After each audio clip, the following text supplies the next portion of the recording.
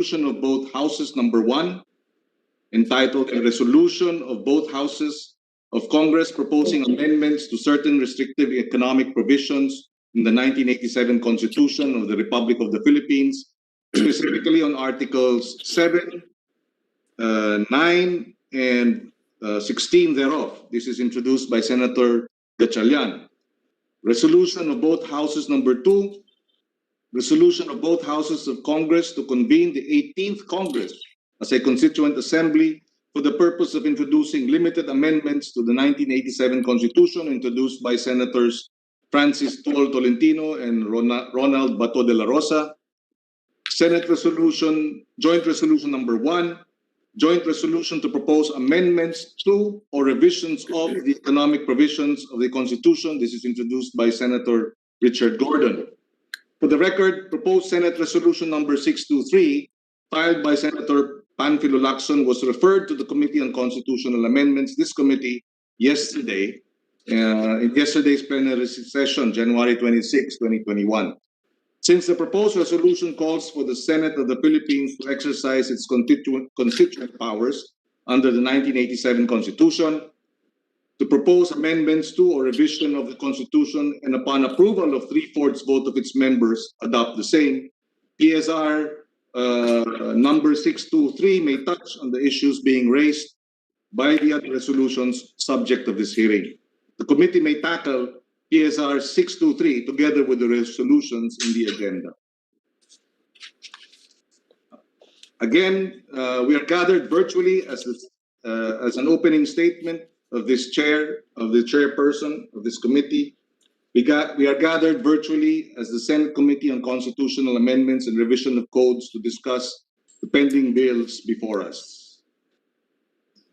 Today, we tackle anew the Chacha proposals of some of our colleagues against the backdrop of the COVID-19 pandemic that has changed our world, battered economies, and affected almost every aspect of our lives. The pandemic has claimed over 10,000 Filipino lives, of over 500,000 COVID-positive cases.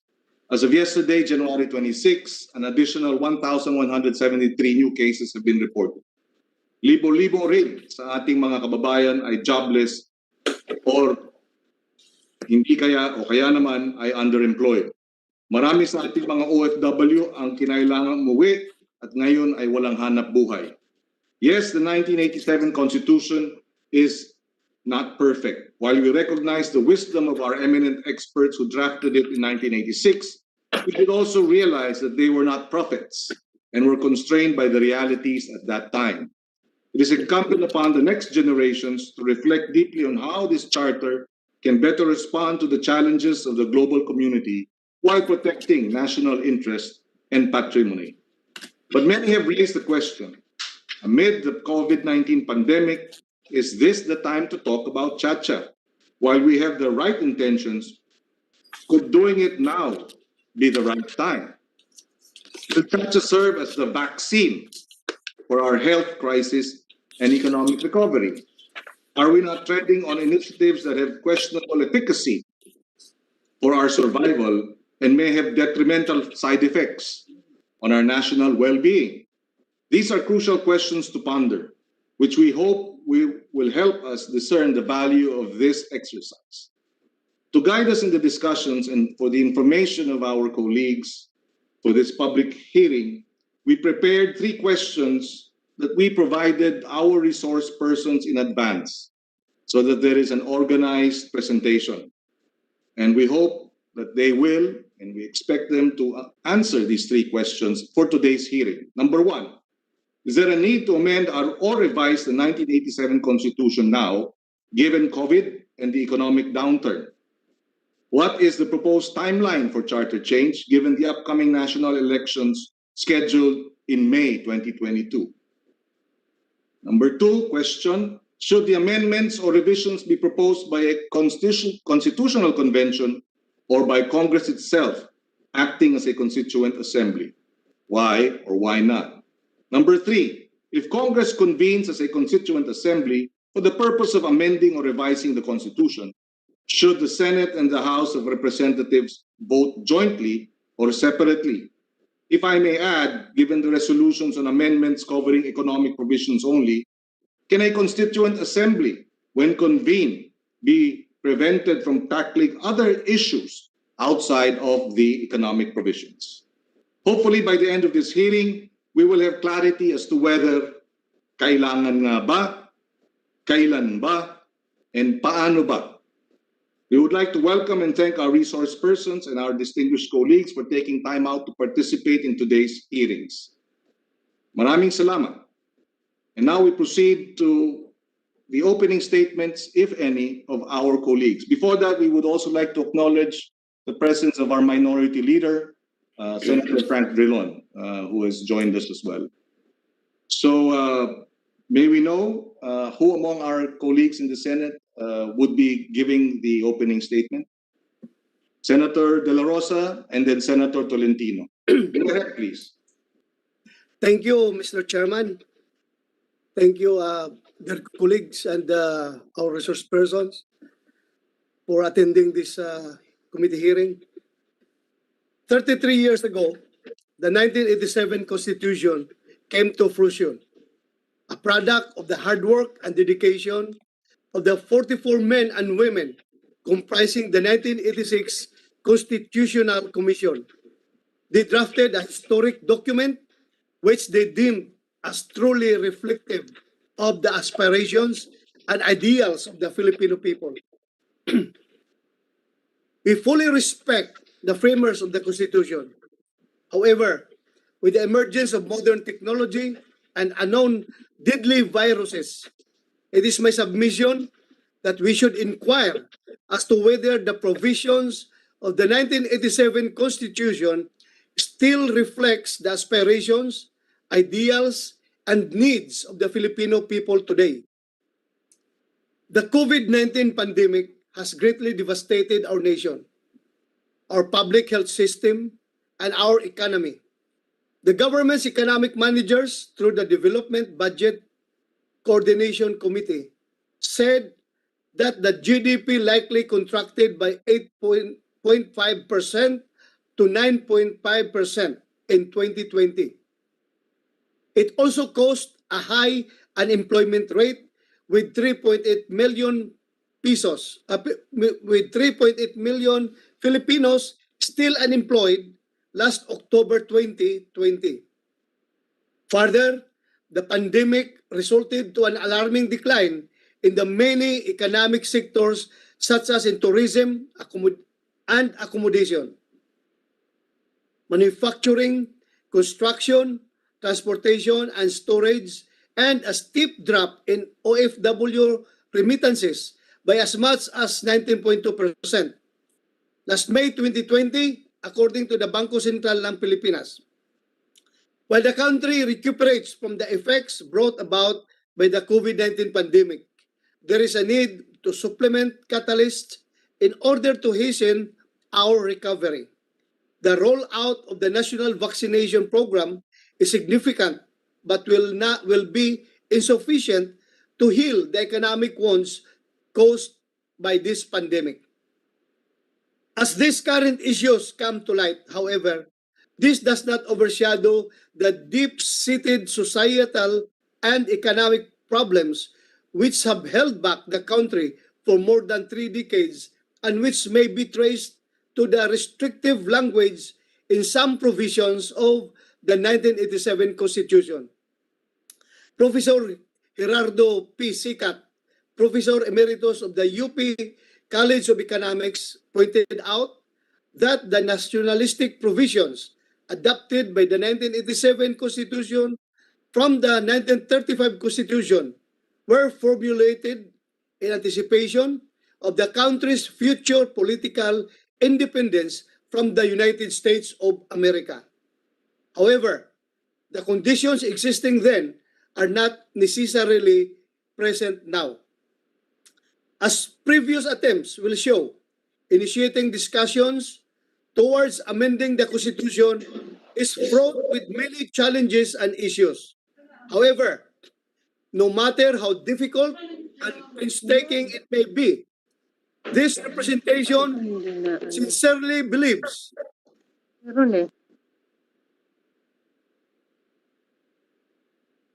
This representation sincerely believes that it is not just a timely endeavor, but a just and worthy cause. It is for this reason that Senator Francis Tolentino and this representation filed resolution of both houses number 2, which aims to hasten the recovery of our economy. Relaxing the requirements for entry of foreign investments will make our country attractive to investors. With high investment in local industries, our country will recover faster from the recent economic loss and ensure inclusive and sustainable development. More businesses shall equate to more job opportunities for our fellow Filipinos.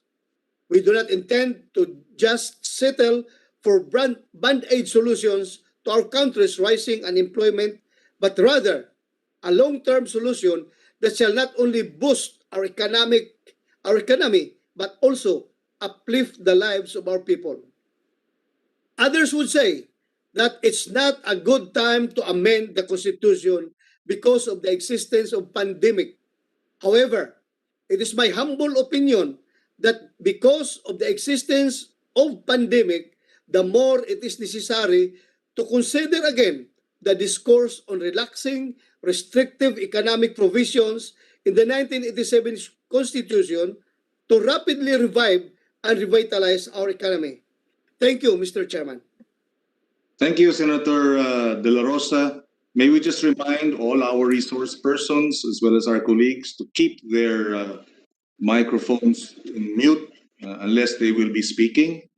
We now call on Senator Tolentino to give his opening statement. You have the floor, Senator Tolentino. Thank you, Mr. Chairman. Thank you for allowing us to have an opening statement. I indeed prepared an opening statement, and I'd like to thank the committee for allowing the public hearing of our resolution, including the resolution filed by Senator Lacson yesterday. This is my opening statement, which I prepared. We, the sovereign Filipino people. The preamble of the 1987 Constitution starts with these 5 words as a vision for the succeeding provisions of the fundamental law of our land. This phrase, we, the sovereign Filipino people, does not only put forth the direction for our Constitution, it also affirms our identity as a citizenry. Historically, and we all know this, we have had 6 constitutions, 6 the Proclamation of Independence on June 12, 1898. We continue to flourish as a nation with a strong tradition of constitutional government. The Malolos Constitution, the first Philippine Constitution, is in fact the first Republican Constitution in Asia. This morning, again, I'd like to reiterate my thanks. We convene as a committee to hear all the resolutions filed for charter change, albeit virtually and during a time of public health crisis, to exercise our constitutionally mandated power and discuss resolutions on possibly introducing amendments to our Constitution. The resulting document, if ever, after the conclusion of this exacting process, will determine how the powers of sovereignty will be exercised. Yet in so doing, we have to be cognizant of the fact that the Constitution is not just a body of rules and maxims. Every principle, section, and article in the Constitution is animated by the sovereign will of the people. This principle is perfectly resonated in our Constitution's Declaration of Principles. I quote, sovereignty resides in the people and all government authority emanates from them, unquote. That sovereignty resides in the Filipino people is best exemplified in providing the people a system of initiatives and referenda in the Constitution, whereby they can share in some aspects of direct democracy. It is likewise the sovereign will of the people that Congress is given the authority to propose any amendment to or revision to the 1987 Constitution. The powers of government have been delegated to the members of Congress by the people who possess original sovereignty. The Congress is therefore the nexus between the Filipino people and their aspirations and will not, and I hope will not, fail them. We cannot fail the 109 million Filipinos seeking economic progress. Naiiwan na po tayo, hindi lang po sa buong Asia, kundi sa ASEAN, especially in this time of global health crisis. It is in this light that this representation, together with Senator Ronald Bato de la Rosa, seeks to introduce amendments that will ensure that our economy is free from the external controls, yet responsive to the current needs of the people and adaptive to the global landscape. Time and again, the framers have exemplified that the Constitution is not about the current administration, a specific group or class, or a personal political agenda. It is about the 109 million Filipinos in whom sovereignty resides. It is about the Filipino people whose democratic values and ideals we should represent and take into account. In amending the Constitution, we have to be mindful of the inalienability of the Filipino sovereignty, lest we fail to fulfill our sworn duty to the Filipino citizenry.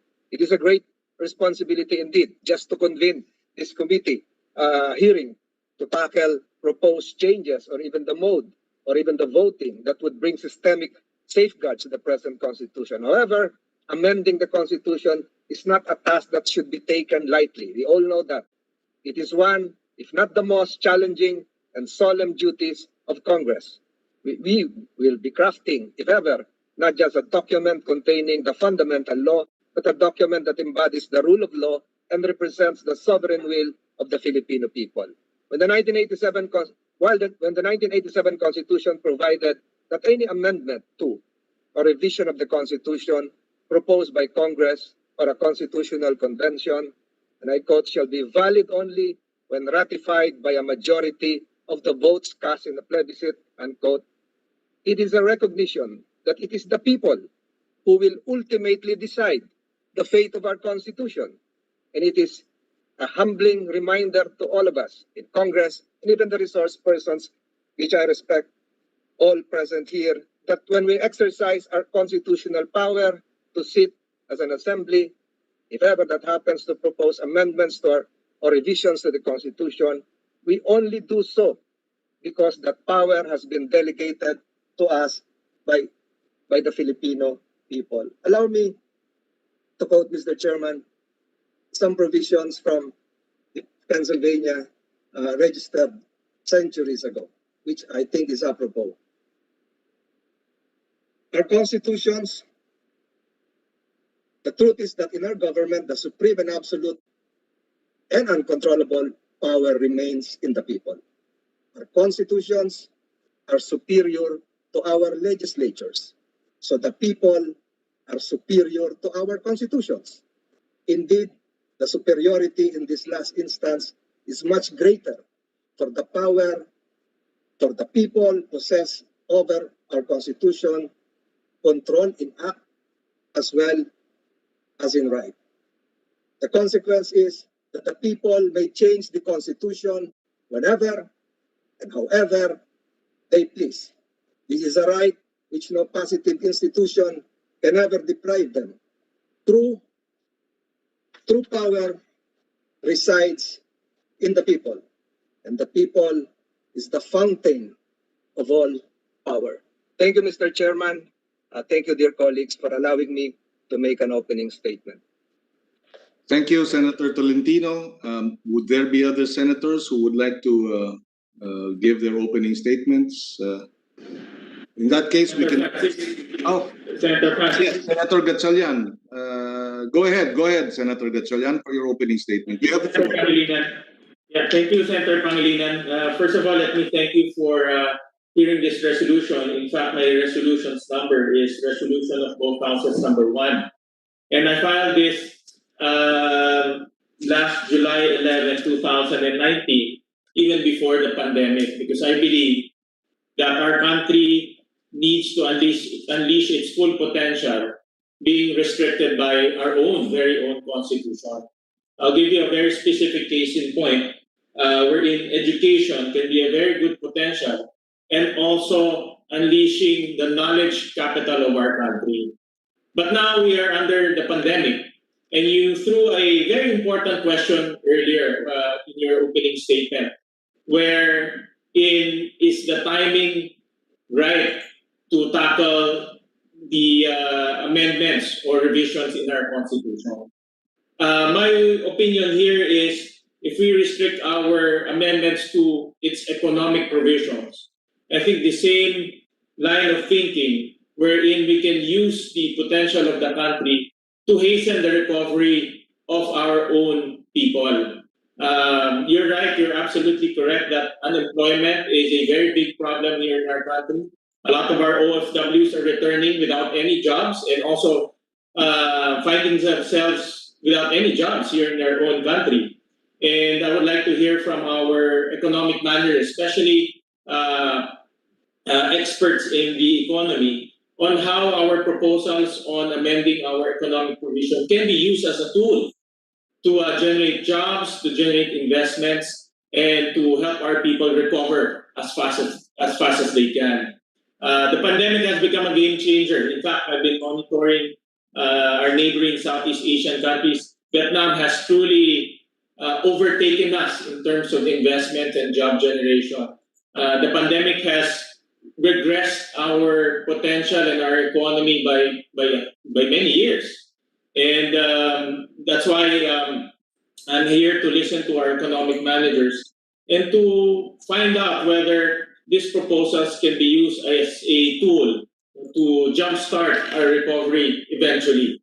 So once again, thank you very much, Senator Pangilinan, for hearing this measure. Thank you. Thank you, Senator Gatchalian. If there are no other senators who would like to give their opening statements, we will now proceed with our recognition of our resource persons. Just a point of information, for purposes of orderly and organized proceedings, we have divided actually the discussions into two. The procedural aspect, which will be tackled today, and then we will discuss lengthily on the substantial aspect, which would include the economic provisions, federalism, parliamentary form of government, among others. Of course, we will not prevent any of our colleagues to raise questions on whether procedural or substantive matters, but we are just appealing that for organized and orderly proceedings, this will not be the last hearing. And therefore, we will appeal that we focus on as much as we can on the procedural aspect of charter change today, and we can raise and focus on the substantive aspects of charter change in the next hearing.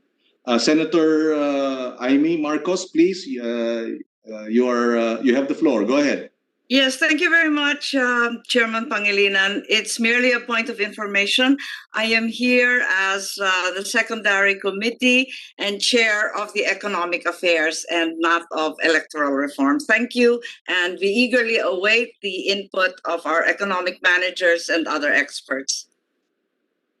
We thank you for that clarification, Senator Marcos, and we stand corrected as chairperson of the Committee on Economic Affairs.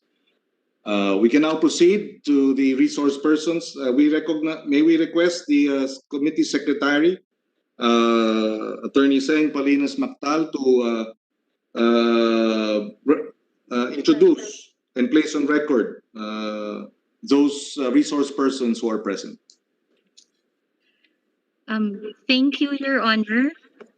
We acknowledge the presence of the following resource persons: former Supreme Court Associate Justice Honorable Vicente V. Mendoza, former Associate Justice Supreme Court of the Philippines Honorable Adolfo S. Ascuna, member of the Consultative Committee to Review the 1987 Constitution, Father Renhilio Aquino, from the DOJ,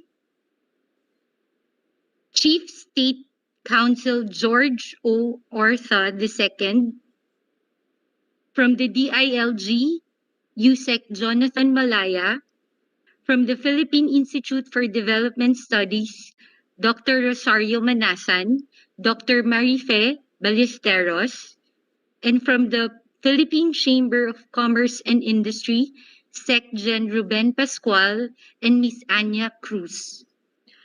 May we remind the resource persons on keeping the mute button unless it is their turn to speak or deliver their position papers. Okay, thank you, Attorney Seng. We can now proceed. We have the program flow. We will ask our resource persons to present their position papers responding to the three earlier questions. They have 8 minutes each. And after which we will give our senators the chance to raise their questions after the presentations have been made. We've also arranged that the presentations will be based on their positions, for, against, depending on their answers or to the questions, so that we can have a full presentation of all sides to the issues. And so we can proceed. We begin with the position and the presentation of former Supreme Court. Before that, for the information of our colleagues and our resource persons, we had invited Chief Justice Puno of the Puno Commission, but he is unavailable. We hope to be able to have him in the next hearing. We also invited Chief Justice Davide. He initially confirmed, but a medical emergency, he had to address a personal emergency, and therefore he cannot join us today. He would like to join us in the next hearing. So we can now proceed. We acknowledge and give the floor to former Supreme Court Associate Justice Vivi Mendoza, my professor in constitutional law at the UP College of Law. Justice Mendoza, you have the floor, sir. Thank you, Mr. Chairman. The question here is really one of priority. We all agree that because of the pandemic, we have suffered a great devastation of our economy, not to speak of the loss of lives. And with respect to economic recovery, I don't think there is any question that we need economic aids and whatever we can get in order to recover. So it's a question really of priority. But I submit, Mr. Chairman, that whether it is to liberalize what allegedly have been considered restrictive economic provisions, or to abolish the party list system, no more urgent need can prevail over two challenges I would consider the greatest that we should give our attention to and commit all our energy and resources to meeting these two challenges. These two challenges, Mr. Chairman, are the threat of the COVID pandemic, and number two, the preparation of our people for voting wisely to choose those who will govern us for the next 6 years. Good government is as urgent and a challenge as anything I can think of. Now, the economic recovery can take place after this. Aid for economic recovery can take place after this.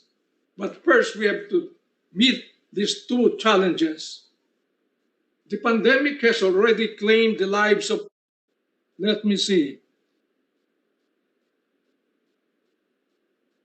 10,242 lives as of Sunday, January 24.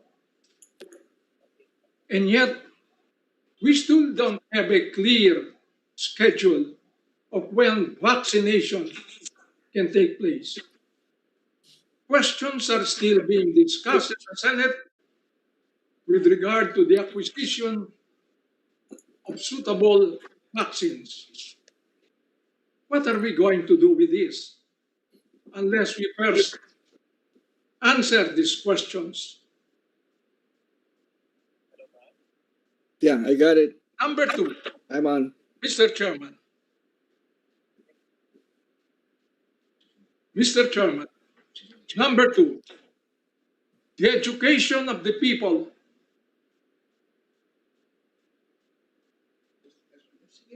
Wait a minute. The education of the people for wise voting and the preparation for clean, honest, and credible elections that can spell good government in this country demand the patriotism of everyone. And we need to summon all our will to bring that patriotic spirit back to the people. These are two challenges that we have to confront before we can speak of any other change in the Constitution.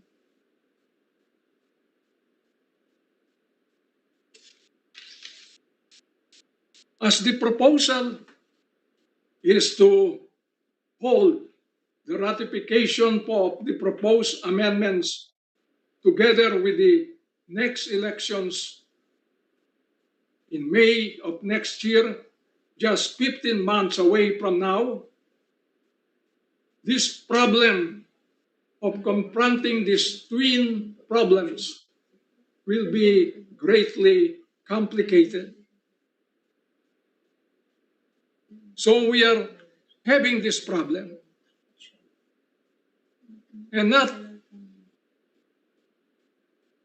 to be discounted is the worry that a constituent assembly or even a constitutional convention can become a runaway assembly or convention that will not limit itself to the consideration of economic problems.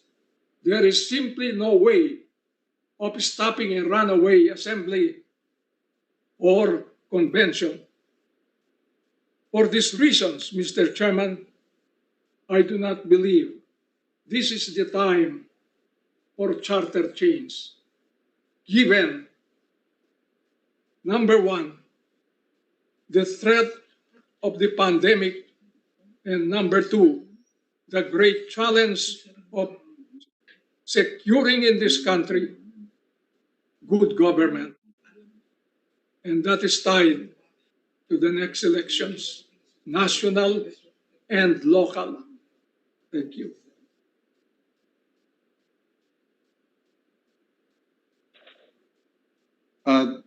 Thank you, Justice Mendoza. We were hoping you would respond as well to the two other questions so that we can complete your presentation. Should the amendments be by CONCON or CONAS, Constituent Assembly? And then if Congress convenes as a Constituent Assembly to amend or revise the Constitution, should the Senate and the House vote jointly or separately?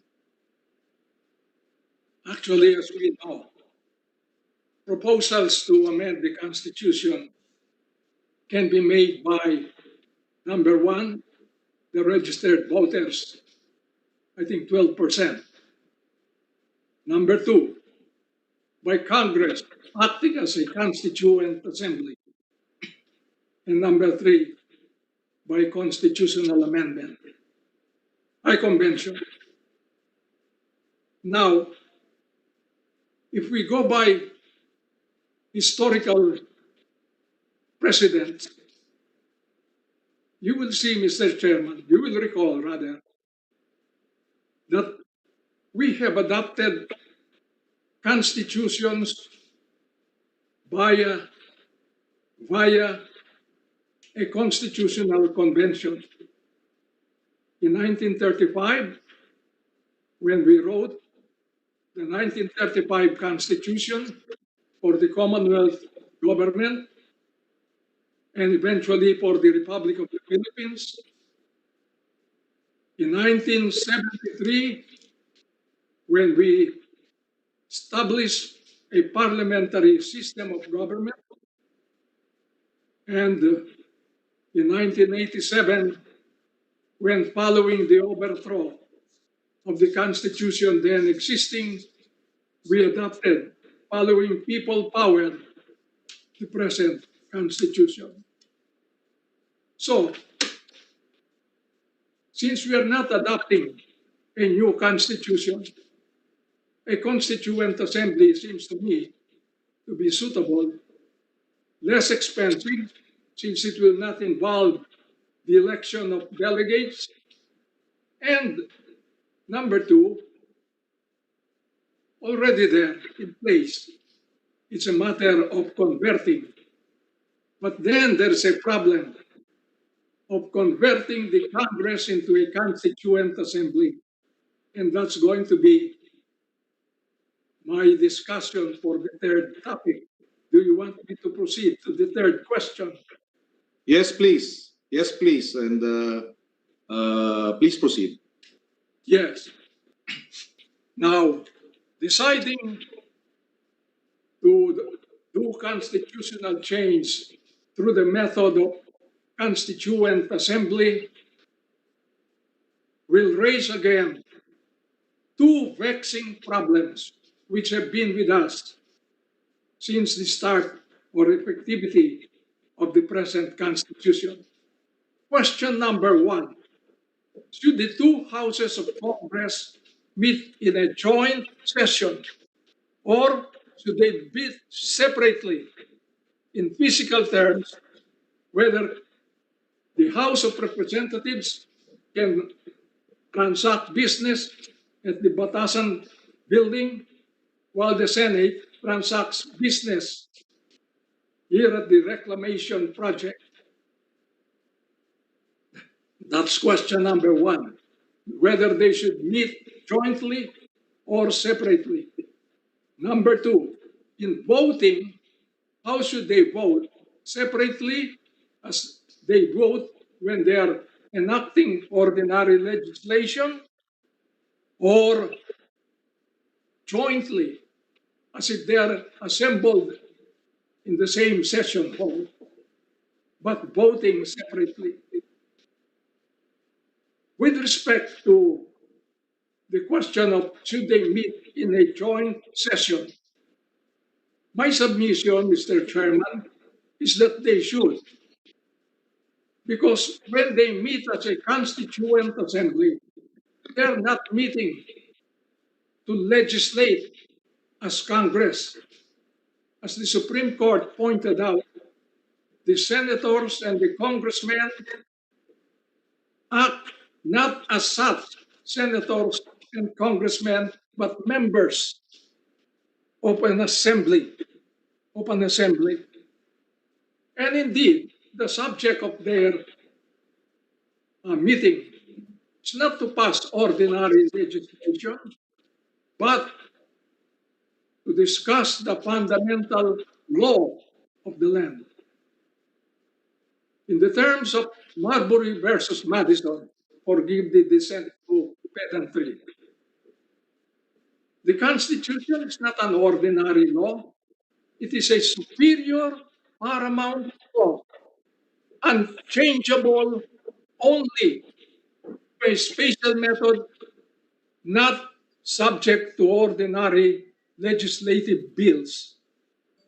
To treat, therefore, the Constitution as if it were simply a statute or an act of Congress that has to be amended with the two houses sitting separately and voting separately is to violate the dictum that we all know as members of this Constituent Assembly. Number two, Mr. Chairman, there are 5 instances when Congress performing non-legislative functions is required by the Constitution to meet in joint session assembled, but to vote separately are the following. Number one, to declare the existence of a state of war.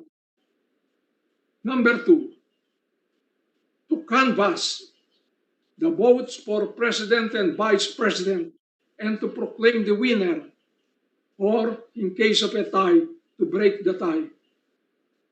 Number three, when there is a vacancy in the office of the vice president during the term for which the vice president is elected, and the president nominates from among the members of the Senate and the House of Representatives who is going to be the vice president, his nomination requires confirmation by Congress sitting in joint session but voting separately.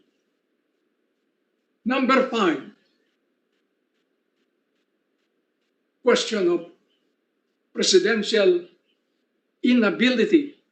If the president declares to Congress he is unable to discharge the functions and office of the president, we all know that upon the receipt of such written declaration, the vice president assumes the office of the functions and duties of the president in order to provide continuity. Or if the president does not do that, if a majority of the cabinet sends a written declaration to Congress that the president is unable to function as president, the vice president becomes the acting president. But if the president subsequently declares or announces to Congress that he is already fit and is going to reassume the office, but the cabinet disagrees with him, the dispute between the president and his cabinet as to the physical fitness of the president will have to be resolved by 2/3 members of Congress in joint session assembled, voting separately. In all of these instances, which are non-legislative functions of Congress, just like the performance of its highest non-legislative function of changing the Constitution or calling a constitutional convention, Congress is required to meet in joint session and to vote separately. Why vote separately? Because Congress is a smaller body which can be easily overwhelmed or outvoted by about 290 members of the House of Representatives. For that simple reason, Mr. Chairman. But otherwise, they function not as senators, not as congressmen or representatives, but as one member of a constituent body meeting face to face in a public discussion of fundamental issues. This, I submit, Mr. Chairman, are reasons for believing that in a constituent assembly, the two houses of Congress must meet in a joint session but vote separately when issues are raised. Thank you, Mr. Chairman. Thank you, Justice Mendoza. We now proceed to the DILG, Undersecretary Malaya, for your presentation. Please proceed, Undersecretary Malaya. You have the floor. I'm sorry, did not get that question. we will now proceed with another resource person, Justice Mendoza, and then the questions of the senators will follow. And thank you for your presentation, Justice Mendoza. Please make yourself available later on as questions may be raised in the duration of the hearing.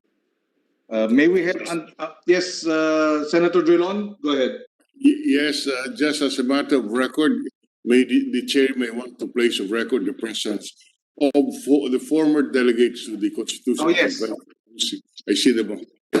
Yes, we have former Commissioner Christian Munsod of the CONCOM, as well as former Commissioner Florangel Braid of the CONCOM.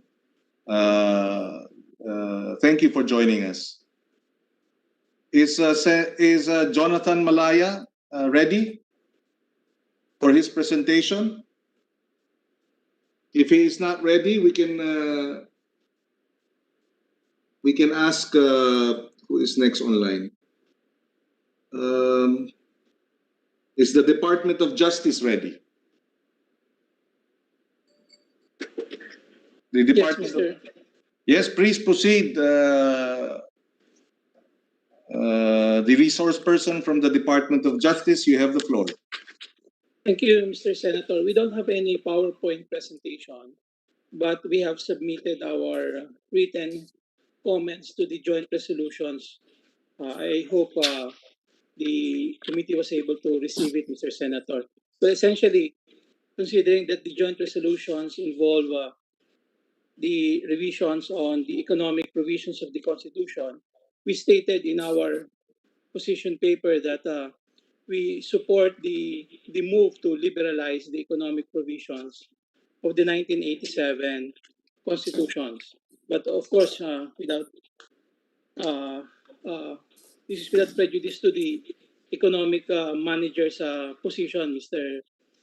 Chairman, which we believe they would be in the best. They are in the best position to say the timing of the amendments. Although we've been involved in the core, as will be presented earlier by Yusek Malaya, and we've been supporting the amendment with respect to the economic provisions, among other, Mr. Chairman. As regards the mode of amendment, it was already mentioned earlier by former Justice Vicente Mendoza, who was the chairman when I took the bar, Mr. Chair. We support his position that there are various modes, and of course we defer to the good senators and even the members of the House of Representatives whether they prefer to have a constitutional convention or a constituent assembly. But taking note that the resolutions would focus on the economic provisions, a constituent assembly might be preferred, Mr. Chair. We also agree that the voting should be separately, Mr. Chair, and not jointly, although the Constitution is silent on the matter. Thank you, Mr. Chair. Thank you to George Ortha. He is Chief State Counsel George Ortha II. Maraming salamat for your manifestation. Okay, si Yusek Malaya is now on board. We will allow you the opportunity now to make your presentation. Yusek Malaya, go ahead. You have the floor. Good morning, Mr. Chairman. Good morning, Senate President Tito Soto, Chairman Kiko Pangilinan of the Senate Committee on Constitutional Amendments, and all of the senators present this morning. I apologize for the technical difficulties that arose, but once again, thank you, Mr. Chairman, for your kind invitation to our department. Mr. Chairman, we received the invitation and we prepared a presentation. Please go ahead. Next slide, please. The first question propounded to us, Mr. Chairman, is there a need to amend or revise the 1987 Constitution given the COVID-19 pandemic? Next slide. I'd like to begin, Mr. Chairman, by discussing the situation of the country during the ECQ.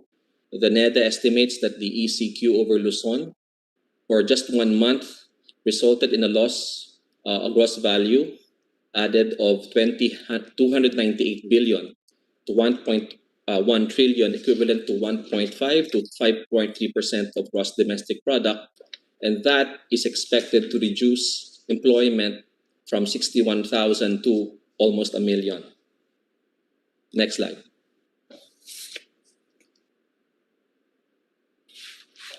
Given the situation, Mr. Chairman, of the economy, we'd like to present the level of citizen-based restrictiveness in the Philippines is quite evident. It can be seen here in this graph from the Department of Finance, which shows that the country was the most restrictive globally, as well as just within the region. Number one in both cases in terms of foreign direct investment, regulatory restrictive index as of 2014. Next slide. In his study, former Secretary Gary Olivar from the Foundation for Economic Freedom and a former professor of finance at the Asian Institute of Management calculated that the foreign direct inflows as a percentage of GDP for 9 out of the 10 ASEAN countries using 10-year data from the World Bank as of 2018. As you can see, Mr. Chairman, we have one of the lowest FDI investments as percentage of GDP in the ASEAN. Next slide. In terms of world competitive rankings, Mr. Chairman, the Philippines clearly lags the entire ASEAN region in the relative size of its FDI inflows over the 10 years up to 2018. We lag not only overall, but also in each and every category of infrastructure surveyed. Next slide.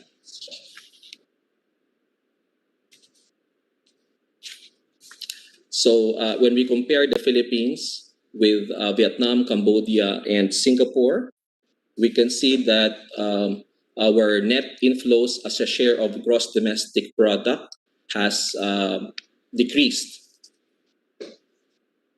Definitely, the Philippines has lagged behind our ASEAN neighbors, which are less restrictive. Next slide. So, Mr. Chairman, the President created the Interagency Task Force in Constitutional Reform in 2018, and the Department of Interior and Local Government was made the chairman of that task force with the Department of Justice as the vice chairman. And we have been studying the lifting of the restrictive economic provisions of the Constitution since 2018. Let me summarize a little bit, Mr. Chairman, the results of the findings of the said task force. Given the impact of COVID-19 in our economy, removing the restrictive economic provisions would be a significant factor in revving up the economy and sustaining our recovery from the pandemic. In yesterday's hearing, Mr. Chairman, of the House Committee on Constitutional Amendments, Secretary Dominguez of the Department of Finance said that the lifting of the restrictive economic provisions would allow us to have an adaptable economic policy regime at this crucial period in our nation's history, rather than being tied down to a fixed set of policies. Next slide.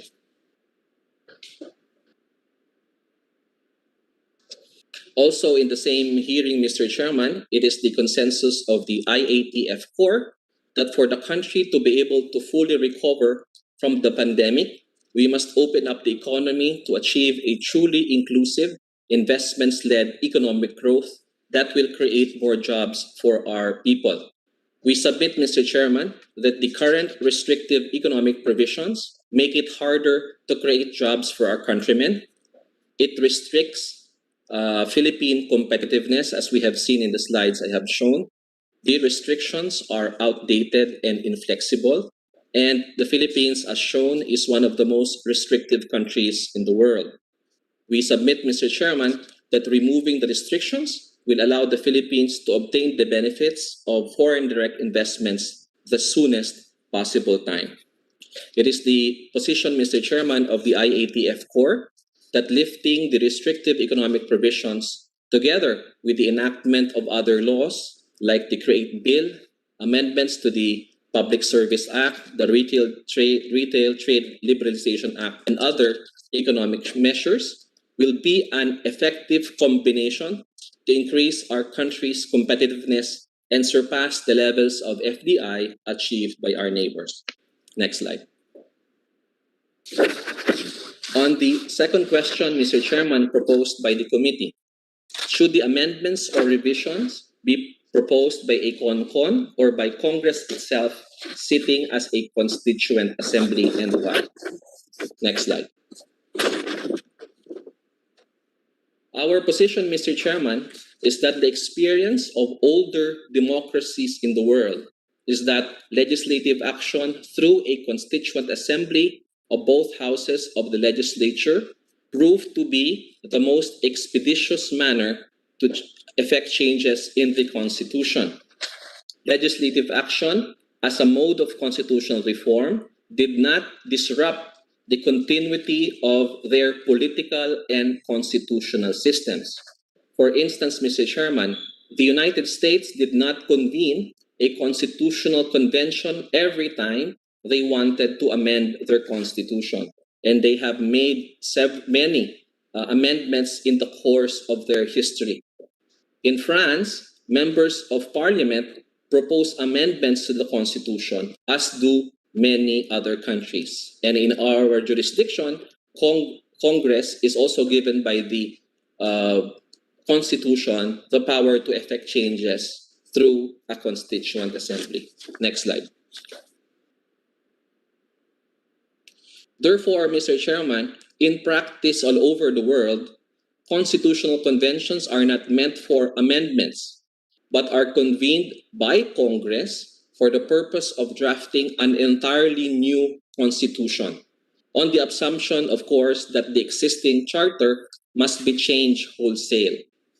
Therefore, Mr. Chairman, a constituent assembly would be the preferred, ideal, and proper mode to lift the restrictive economic provisions of the Constitution as proposed in the bills currently pending in the Senate today. As to the timeline, Mr. Chairman, we leave it to the wisdom of Congress, but we propose that the referendum on the proposed amendments be done simultaneous with the 2022 national elections. Next slide.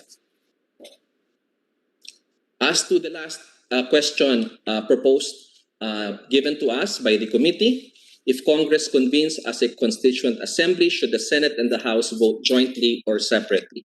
Next slide. Our position, Mr. Chairman, is we support the position of Speaker Lord Alan Velasco and House Committee on Constitutional Amendments Chairman Alfredo Garbin that the Senate and the House should vote separately. We believe this is the case, Mr. Chairman, because the bicameral nature of Congress makes separate voting logical, prudent, and reasonable. As clearly explained by the great constitutionalist Father Joaquin Bernas, and I quote, "It is also submitted, however, that what is essential is that both houses vote separately. That is because the power to propose amendments is given not to a unicameral body, but to a bicameral body." In conclusion, therefore, Mr. Chairman, since Congress is a bicameral body with separate membership, leadership, and rules, it therefore stands to reason that they should vote separately. Thank you again, Mr. Chairman, for the opportunity to submit our comments to the to the Senate Committee on Constitutional Amendments. Thank you, Yusek Malaya. We can now proceed with Justice Ascuna. Justice Ascuna is also a former member of the Constitutional Commission of 1986. You have the floor, Justice Ascuna, and you have 8 minutes. Thank you. Mr. Chairman, honorable members of the Senate, fellow consultants, and friends, good morning. I proceed to answer the three questions of the Honorable Senate. First, I think it is high time we address the need to amend the restricted economic provisions of the Constitution precisely because of the negative impact of the pandemic on the economy. I leave the timeline to Congress. I believe, Mr. Chairman, that addressing the restrictive economic provisions of the Constitution should be a part of the solution to the impact of the pandemic on our economy. If we try to solve the economic impact of the pandemic without addressing the restrictive provisions of the Constitution, it's like fighting with one hand tied behind your back, Mr. Chairman.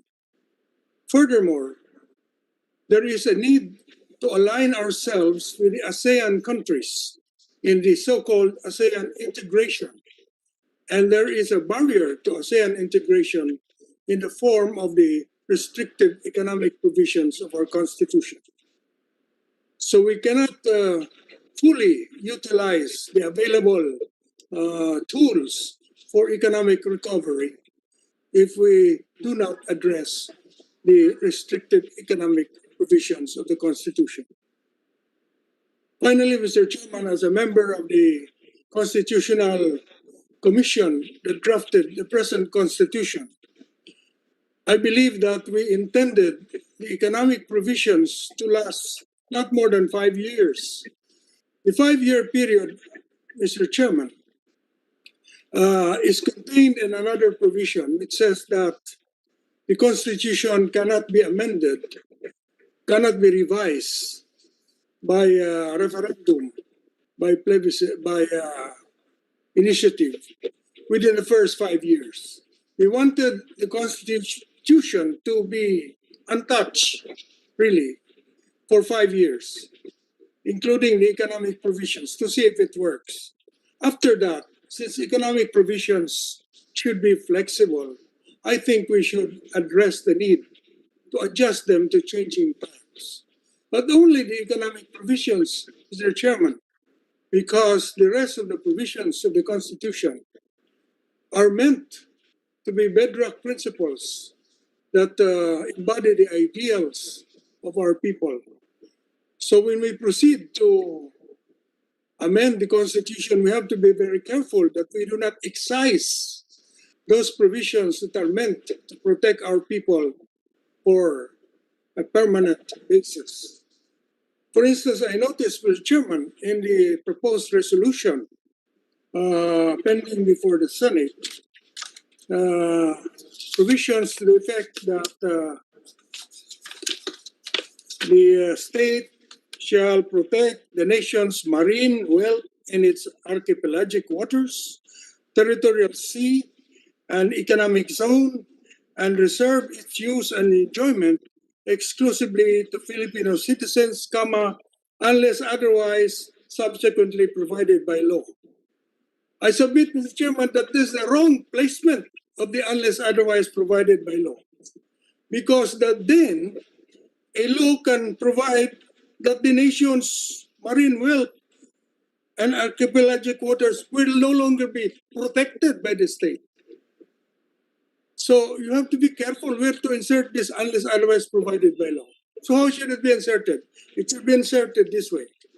The state shall protect the nation's marine wealth in its archipelagic waters, territorial sea, and exclusive economic zone, and unless otherwise provided by law, reserve its use and enjoyment exclusively to Filipino citizens. That is what the law, the Congress can do. Change the 60-40, but not change the directive to protect the marine wealth of our country. So it is very important when you tinker with the Constitution to tinker knowledgeably, Mr. Chairman, and to know where to put this very important provision unless otherwise provided by law. I was the one, Mr. Chairman, who proposed this originally to Speaker Belmonte as a way of making our economic policy flexible. But when Speaker Belmonte said, okay, I will file a resolution to that effect, and then when he tried to do it, he called me up again. Adol, mahirap pala gawin ito. Saan natin ilagay ito unless otherwise provided by law? So I said, yun na nga eh. You have to be very careful. So I sent him my draft. And it was on the basis of that that he proceeded to submit his resolution, both houses, number 1. So when I review the present resolutions that are pending, the placement of that unless otherwise provided by law is misplaced in some cases, Mr. Chairman. So that's the point to remember, that the Constitution contains both bedrock principles and flexible provisions. We should just address the flexible economic provisions and not the bedrock principles to protect the state's patrimony and resources.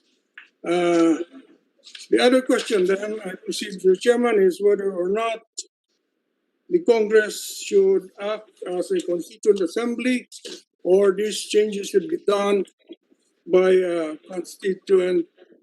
constitutional convention. If the only change that we will effect at this time is to remove the restrictive economic provisions, there is no need to call a constitutional convention. It can be done very simply by resolutions of both houses. Pass 3/4 vote by the lower house, 3/4 vote by Senate, and then presented in the plebiscite. Doesn't even have to be signed by the president. So very simple. There's no need for a constitutional convention. It can be done by Congress. The other thing is Congress should limit itself to only the economic provisions. Otherwise, it won't be simple. It will take more time. It should be done by a constitutional convention. So that is my submission. Can it be done? Can we limit Congress to this only? Yes, because of the procedure. You can do it through like a legislation, filing a bill. So you limit the subject matter of the bill to the economic provisions only. And that way we'll really just address this problem and remove or make flexible the provisions on the economy found in the Constitution. As to whether Congress should vote separately or jointly, or meet jointly or separately, I agree that because of the bicameral nature of Congress, they should vote separately. I agree with Justice Mendoza that they should meet jointly, because the idea here is on very important issues. The members of the Senate and of the House should hear each other, share each other's wisdom, but they should vote separately because they are constituent members of the Constituent Assembly, Senate and House of Representatives. If you read Article 6, the Constitution has to be read as a whole, not only the provision on amendment, but also the provision on the legislative body. The Congress consists of Senate and House of Representatives. So when we say that Congress, by a vote of 3/4 of its members, it means 3/4 of the Senate and of the House, because the members of Congress are Senate and House, Article 6. So that is my opinion, Mr. Chairman. I respectfully submit the same and open myself to questions. Thank you. Thank you, Justice Ascuna. We now proceed to former Commissioner Christian Munson. for his 8-minute presentation. You have the floor now, former Commissioner Monsod. Go ahead, please.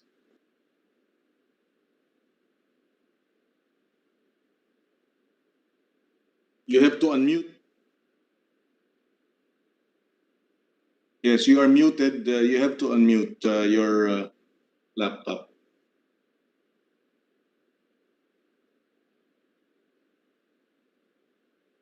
You are still muted. There you go. Okay, I may go over it. The heart of our Constitution and its most compelling principle is social justice and human rights. The promise of EDSA of radical social change has not been fulfilled by any administration since EDSA. We're the laggards in our part of the world on mass poverty and inequality, rooted in a feudalistic system of political dynasties and its companion evil, corruption. Therefore, the ends of legislator must be to address these twin problems with the correct means. It is the ends that drive the means and not the other way around.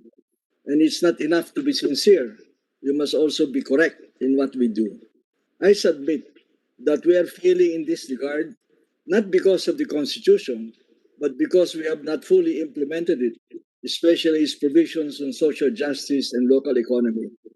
Any changes in the Constitution must be towards this vision, and the means must include the two compelling principles of the Constitution, namely, never again to any authoritarianism, and the economy must safely and firmly be in the hands of Filipinos themselves.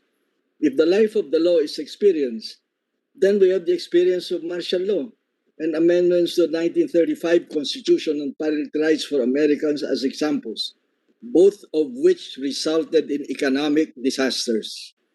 There have been 5 previous attempts to change the Constitution. The Ramos Pirma, the Project Accord of Mr. President Estrada.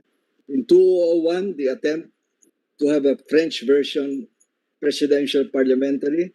In 2006, Sigaw ng Bayan of the Arroyo administration struck down by the Supreme Court as unconstitutional. In 2009, a proposal by the Arroyo to give an equal vote for congressmen and senators, which we are discussing now. In 2015, the House initiated JR1 with almost exactly the same provisions on the economy as RBH2.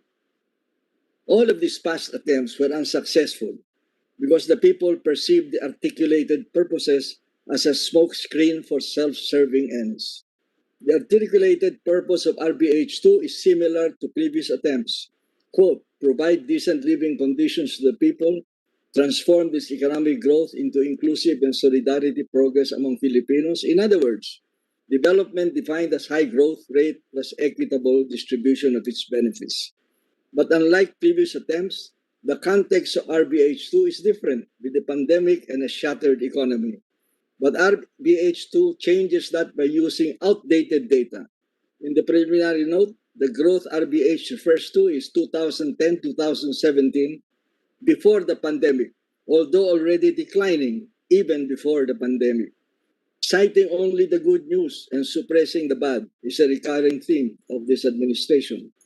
The fact is, for 2020, when all countries were experiencing a slowdown, Philippine economy was one of the worst performing, if not the worst, in Southeast Asia. And the Philippines is also the worst performing among East Asian neighbors in the handling of the pandemic.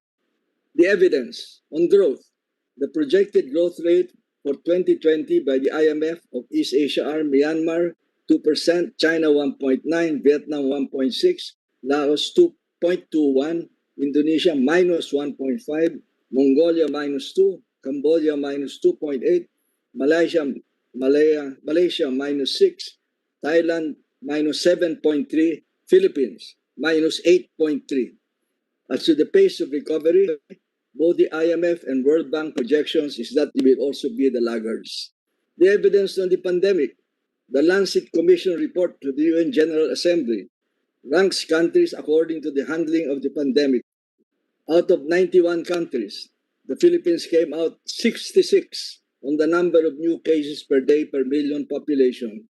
Most of our neighbors are in the top 10 with Indonesia ranked 28. We are the worst in ASEAN with 66. The reason? The IMF said limited and unimplemented fiscal stimulus. In other words, wrong analysis, incompetent implementation. Is there a relationship between lives and livelihood?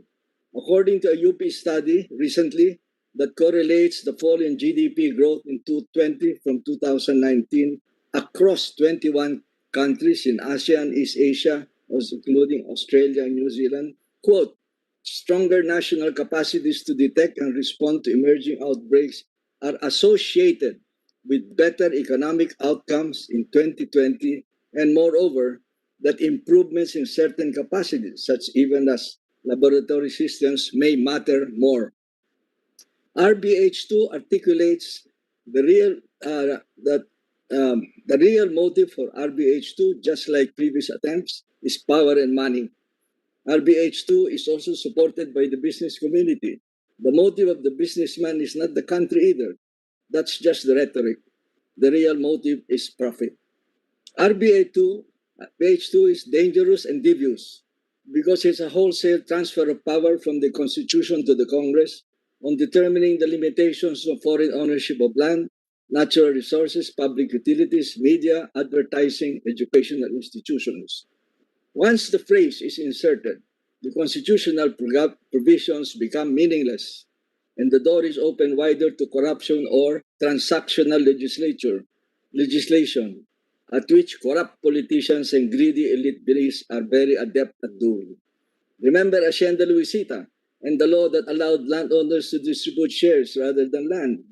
Remember how the banking system, unlike in successful Asian countries, which forced it to serve development goals, was allowed alternate compliance with the mandate to devote 25% of their portfolio to agriculture, where we were allowed to buy T-bills instead. Remember the underfunding of asset reform programs, or TRAIN that reduced taxes to the rich, or the bill intended to correct the pro-mining law in 2015 that quietly died in a committee in the House. Above all, RBH2 is a new and bigger source of illicit money than the pork barrel. Look at it this way. Once the insidious insertion is accomplished, our legislators can go to rich foreign land developers or mining companies and ask, by how much do you wish to increase your ownership of land and mine? From 40% to 51, 50 billion. 67%, 100 billion. 75%, 150 billion. 100%, 200 billion. That's loose change. The biggest mining project in Tampakan, South Cotabato, cost $6 billion or 270 billion. The total mineral deposits in our country is estimated at 1 trillion or 45 trillion pesos. That's what's stake with RBH2. These are the numbers. Today, to change ownership percentage, the economic provision, the House must muster 217 votes and the Senate 18 votes. Once the insertion of this phrase is made, the constitutional provisions, the Congress only needs enough votes as in ordinary laws to change the percentage on ownership. In theory, 73 votes in the House, 7 votes in the Senate. RBH2 is also insidious because it is made to appear to be harmless and is being represented as only giving Congress flexibility to make actual changes at an appropriate time. But it sets a bad precedent in trivializing our Constitution and forecloses debate at this time because no specific changes are being proposed on the foreign equity caps. They say, don't worry. When the actual numbers are proposed, the people, through Congress, will still be the ones to decide. The only issue today on the table, they say, is a harmless insertion of one phrase. Given our experience with corrupt legislators and greedy elite business on transactional legislation, are we willing to entrust our legislators with that kind of power, especially since theirs is so much more money from rich foreign investors and the poor don't have any money? Why foreign direct investment? Advocates say that restrictions on foreign ownership stifles the investment climate, resulting in lost employment and growth opportunities, and that such restrictions are therefore anti-poor. The latest move of Congress argues that foreign investment fosters competition and will therefore result in fair pricing of products or services. Of course, This does not apply to natural monopolies like transmission and distribution of electricity. Our present problems of inefficiency and overly high returns rise from regulatory capture or cartels, even where there are more than one participant. Will allowing the entry of foreign investors with majority or full control of a company address these problems, or just raise the price of transactional legislation and regulation? The truth is closer to what Professor Emeritus Michael Mayer of Wharton School pointed out in Business World article in 2014, that the ethos of capitalism is you operate for your shareholders rather than for the whole people. Quality of investment. Another argument for opening our doors fully to FDI is that any investment is worth attracting because, quote, at least they contribute something and everything helps. But the empirical evidence is clear.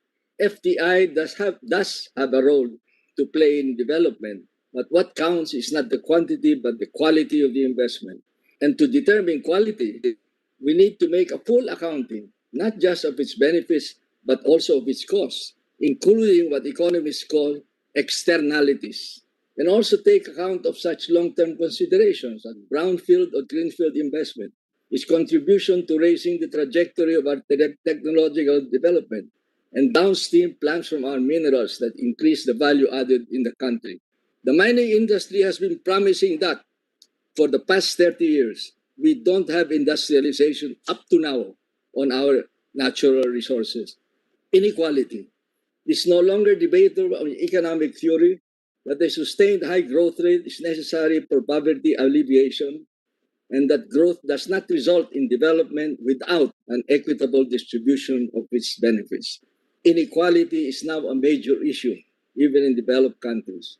2 days ago, January 25, Oxfam issued a statement based on data from Forbes' 2020 billionaires list that the Philippines' 13 billionaires have seen their wealth increase by 637 billion since the pandemic began, enough to give 11 million poorest Filipinos cash of 58,136 pesos each. What they term as inequality virus, the 1,000 richest people on the planet, including the 13 Filipino billionaires, managed to recoup their COVID-19 losses within 9 months. However, it would take more than a decade for the world's poorest to recover from the economic impact of the pandemic. The wealth increase of Filipino billionaires is a stark contrast to the record high hunger that millions of Filipinos felt during the pandemic. With increased food and transport prices, we're seeing the country comes increased starvation and poverty. So what is Congress doing about the worsening inequality? It prioritized legislation and reduced taxes to business, including those of billionaires, instead of a wealth tax, and it's promoting RBH2 as the most urgent legislation at this time of the epidemic. And more than the constitutional restriction, should we not be concerned with the benefits of growth and labor productivity are not shared with labor? Between 2001 and 2016, real GDP per capita more than doubled at 5.4% a year. Labor productivity also increased by 57% between 2005 and 2015. However, real wages did not move. Aggregate real wage remained for 15 years. It remained flat for 15 years, with 7 of the 15 registering a negative growth rate. With the pandemic, that has become worse. What is Congress doing about that? It's no longer debatable in economic theory that a sustained high growth rate is necessary for poverty alleviation, and that growth does not result in development without an equitable distribution of its benefits. As for the role of FDI in development, here are some findings. Number 1, macro-level data may show an association between foreign direct investment and higher levels of income, but they do not establish causality. Similarly, no generalization can be made between the activities of foreign firms and income distribution. The question remains unanswered.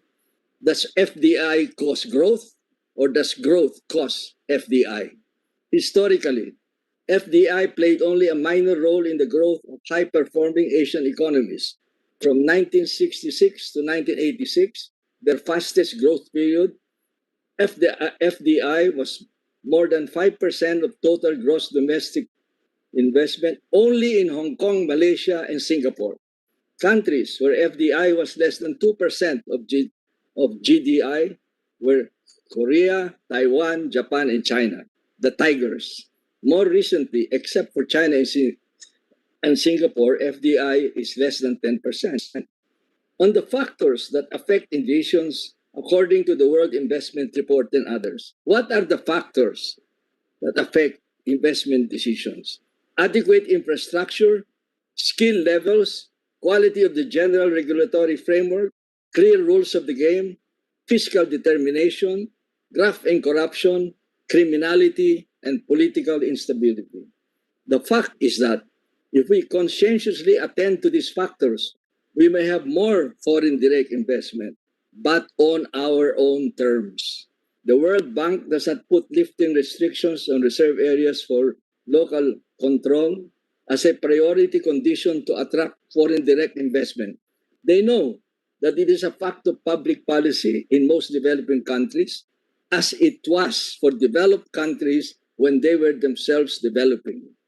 Who would benefit the most from RBH2 other than legislators and business?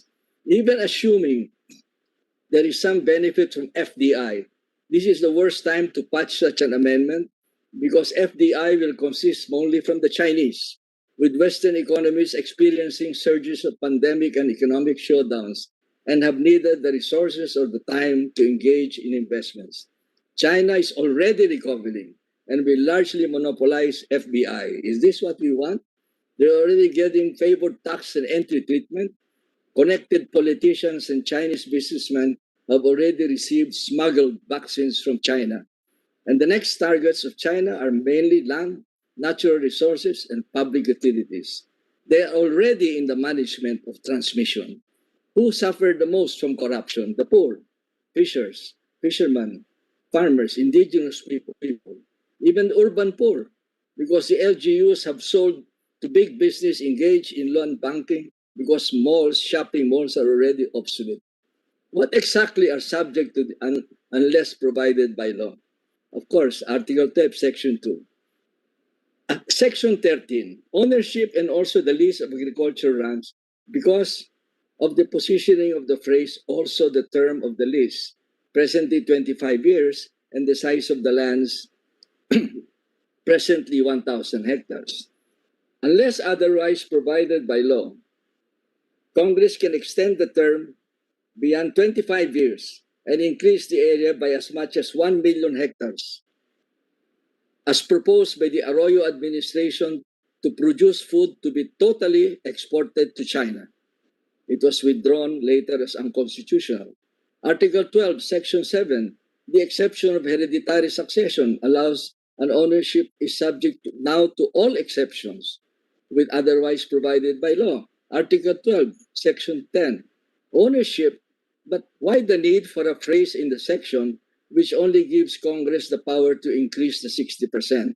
Section 11, participation of foreigners in the governing body of public utilities limited to proportionate capital.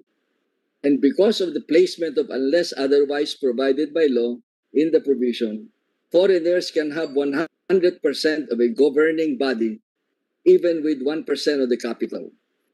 Article 14, Section 4, Paragraph 2, applies not just on the ownership of educational institutions under the first sentence, but also control and administration of educational institutions, presumably even without ownership, because unless otherwise provided by law, applies only to the second separate sentence on control and administration. Are these carelessness or intentional? Restrictions. Have we really closed the door for FDI, especially on land, natural resources, and public utilities? Leases are allowed up to 50 years, with another 25 on public land. Condominium laws allow ownership of residents. Actually, any project that relies on windfall rent of land for its viability is invariably a bad project. There is more important dimension to land in our culture. Unlike in the US and Europe, where land is just another economic commodity, and because of the history of colonization and injustices related to land, land is not just an economic commodity in the Philippines, it's a social asset. We cannot talk about land rights in the context of Western culture and Western legal maxims, because to the poor, land represents their emancipation into mainstream society, hence social justice and agrarian reform. Even the foreign chambers of commerce admit that lifting land restrictions may raise land prices beyond the reach of the poor. Those who argue for equal ownership lies to a foreigner on the ground that he cannot bring land out of the country just don't get it. A study in 2019 by Wharton School professor on the success of countries on growth, comparing monarchies where the king or queen is head of state and government, not government but head of state and comparing monarchies and republics based on three standards: protection of private property, limited executive tenure, and presence of checks and balances in government. And they found monarchies more successful. Incidentally, President Duterte is pictured as among the heads of government that are not performing well. Incidentally, the countries that have conflicts on property are those with inequitable distribution of land. Public utilities. Under EPIRA, only natural monopolies are public utilities, transmission and distribution. Power generation and retailing can be foreign owned. Chairman, Commissioner Monsod, how Okay, much time do you still need? Because about 4 minutes. okay, and then you can wrap up. Go ahead, please. When we had generating problem, why were foreign interests not investing? Because it's not only about ownership restrictions, they only wanted long-term take-or-pay provisions. And of course, on natural resources, we have the Labugal case of the Supreme Court. On media, the issue of content has been overtaken by technological development. On advertising, the separation of creative work from advertising function appears to work. On educational institutions, well, we all know that we don't agree with that because our educational institutions should not be allowed controlled by foreigners. To summarize, amending the Constitution is not likely to open any new doors to FDI because for all intents and purposes, they're already open. For quality FDI that we want to attract, it is more critical to address the real hindrances cited by the World Investment Report and ADB report, which creates a favorable investment climate, not just for foreign direct investment, but for domestic investments as well, which accounts for 90% of total investments in the country. As for RBH2, it's not the answer to anything. Like previous attempts at charter change, it's just another exercise on taking and the use of political power for self-serving ends, and it should not be allowed to succeed. Thank you. Thank you, Commissioner Monsod. For the information of our colleagues, we still have a few more. Father Aquino has requested that he be allowed to speak because he has to leave. And of course, we have a few others, but we will adjust. If there are questions that are to be raised, we can allow a few questions already, and then have those other resource persons who have not been able to speak to also be able to respond immediately to those questions that have been raised, so that their opening statements can be incorporated with the responses. Sir, good morning, sir. Dads po. Sir, We have update ko lang po kayo. Actually, Ms. De Jesus, Senator your Pangilinan. line, okay. Father Aquino, you have the floor, and then after that, we will allow questions from our senators, and then we will prioritize answers from resource persons who have not been able to speak, so that we can somehow accommodate and merge the resource persons' inputs and the questions of our senators. Go ahead, Father Aquino. Good morning, Your Honor. Good morning, Your Honors, the members of the committee, and other members of the legislature present. I am honored to be on this distinct panel. I am particularly enamored by the very frank and honest presentation of Commissioner Monsod.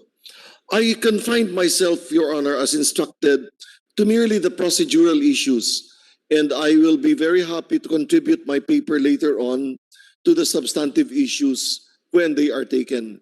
For now, allow me to address the three questions that were posed to me in the letter of invitation. When is the proper time to revise or to amend the Constitution? The proper time is whenever it is determined that one provision or the other of the Constitution makes it difficult for the body politic to respond to challenges that may arise in the degree to which a meaningful response is demanded. In short, any time that there is a genuine need to revise or to amend is the proper time, even 1 year before a national election. It is necessary to point this out because whenever the proposal to amend the Constitution or to revise it arises, there is always the objection that now is not the propitious time. While I understand that the pandemic has lent urgency to the need to amend, the amendments, I respectfully submit, must look beyond the pandemic because we are amending not merely to cope with the pandemic, we are amending the fundamental law of the land, and we should look beyond the pandemic. We are rewriting the Constitution if we are dead set on doing that, not only to allow us to face the pandemic, but to allow the body politic to adapt to the demands of circumstances. But I think, and I respectfully beg to be pardoned for this position, I think it is catering to a dangerous fancy to believe that our financial woes will be solved by amending the economic provisions of the Constitution. I am honest about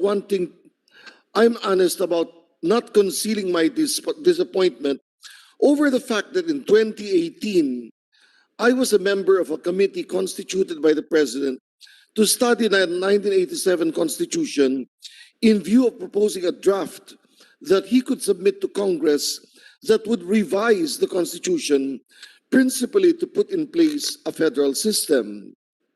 We had very great respect for the 1987 Constitution because we thought it was a very good Constitution, and our principle was not to change it where it need not be changed. The proposals we made took us several months to study. We conducted hearings, deliberated, often acrimoniously. But Congress did not seem to have much interest in charter change then. So why now? If it, as has been loudly professed, the purpose is to liberalize the economic provisions of the Constitution, was this supposed need not already felt long before 2021?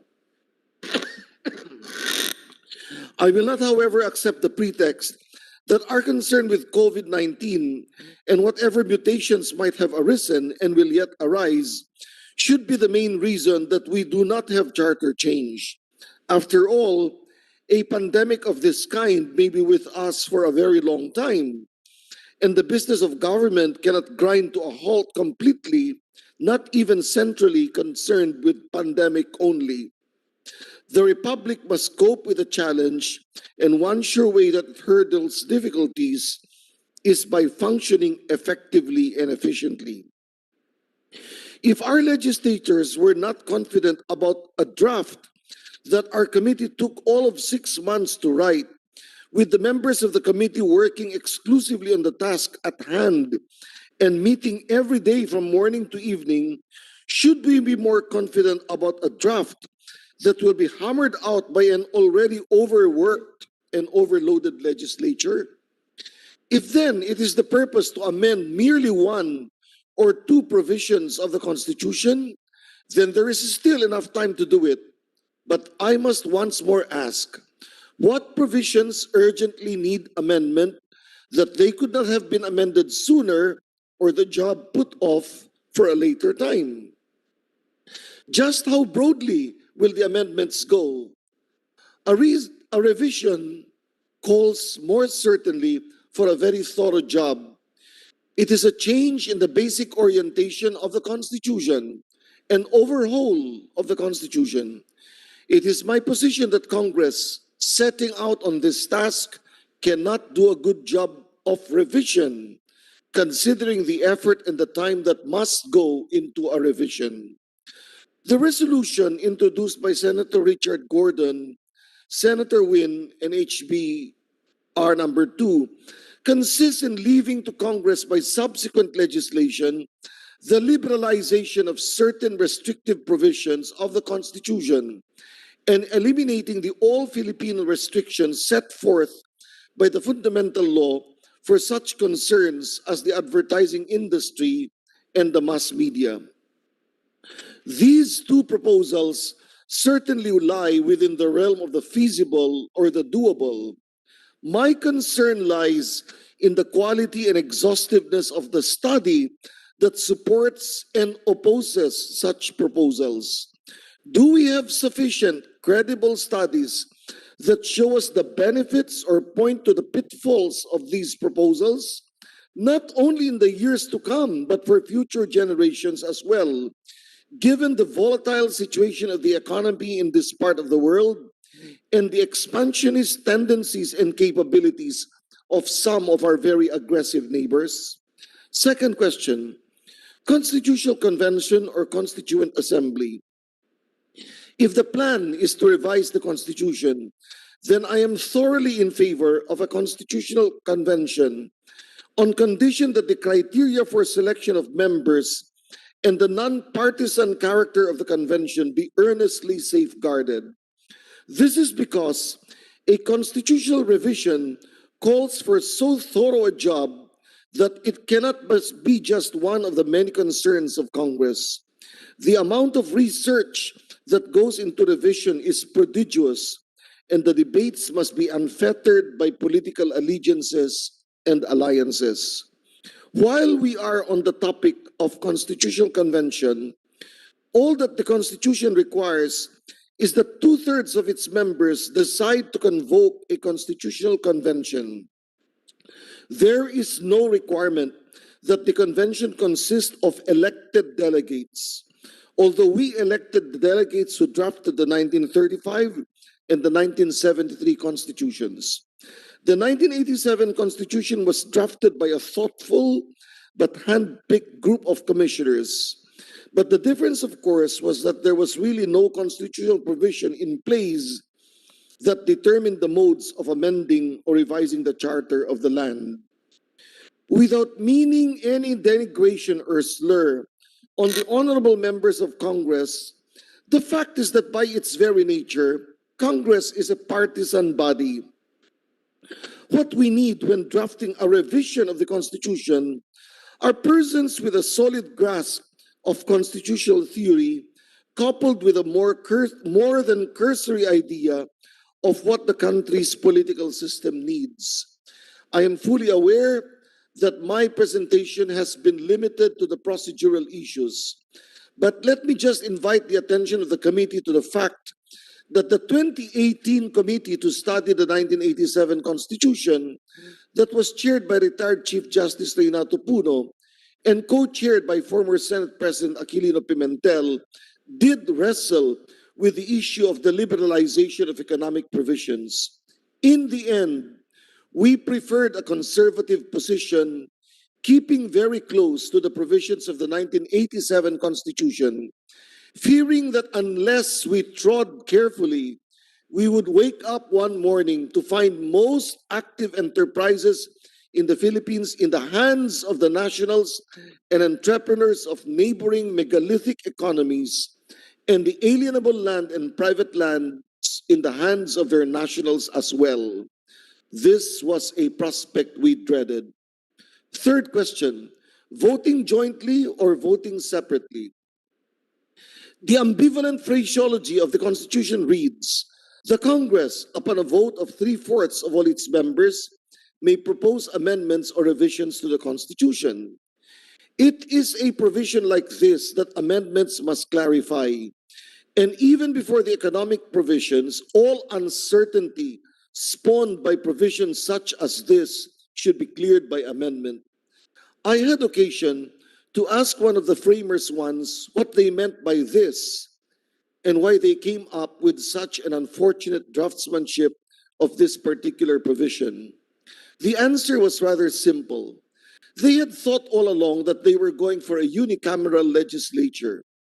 But when at the last minute they decided to keep a bicameral Congress, they forgot to return to those provisions that contemplated a legislature with only one chamber. This is the same ambiguity we find in respect to the martial law provisions that provide that Congress, voting jointly by a vote of at least a majority of all its members, revoke the proclamation of martial law. Does that mean that if the votes of the lower house are sufficient, Senate may be ignored? That is not clear.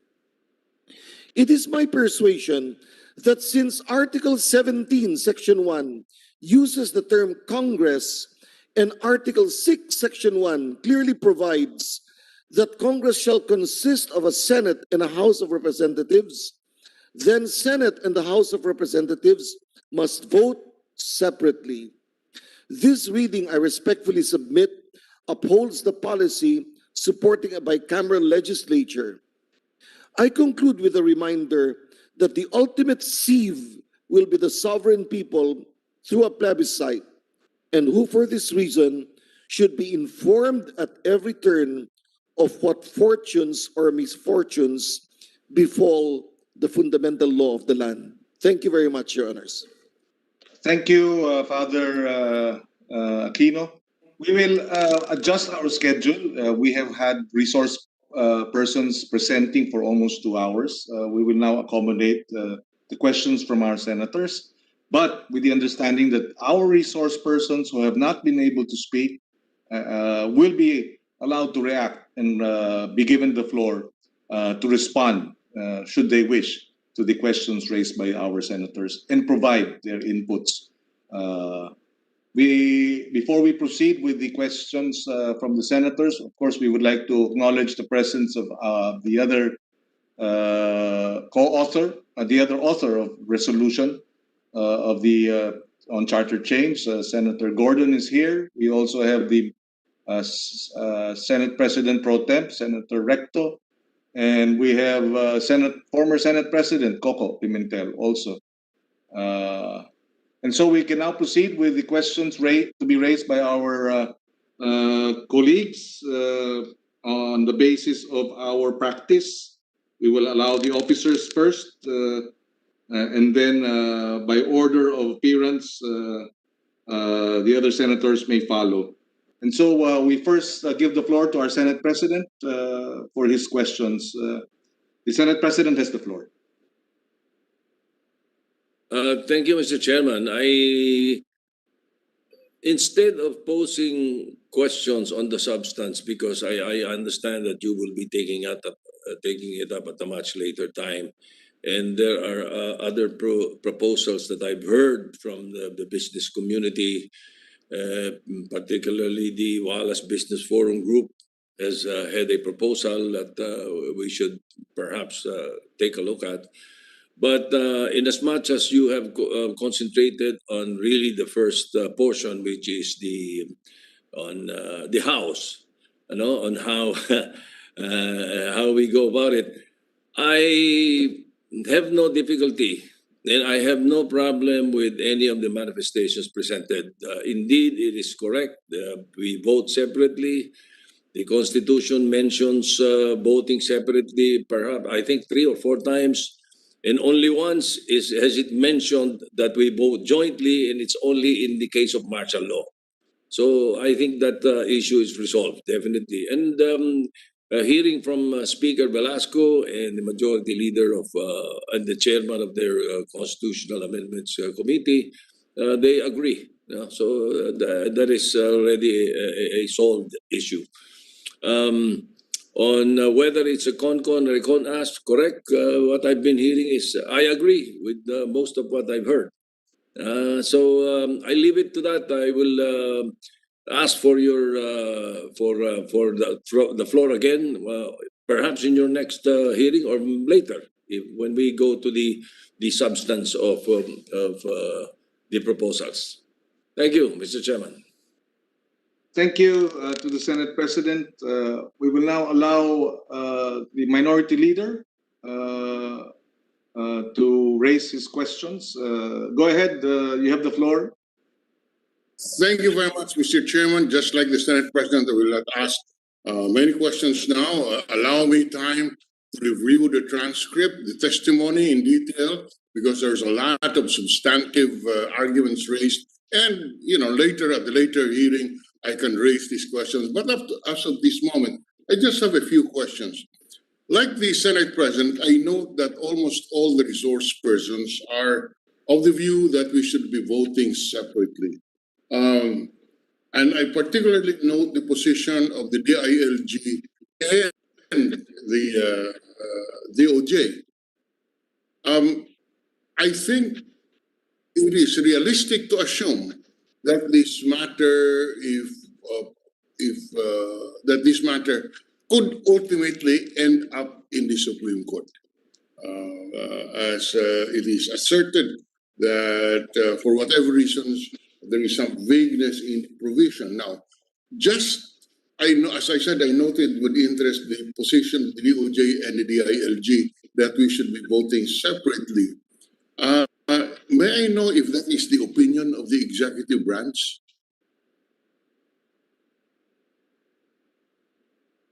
So may we request Yusek Malaya to respond, and then also from the DOJ's Chief State Counsel Ortha.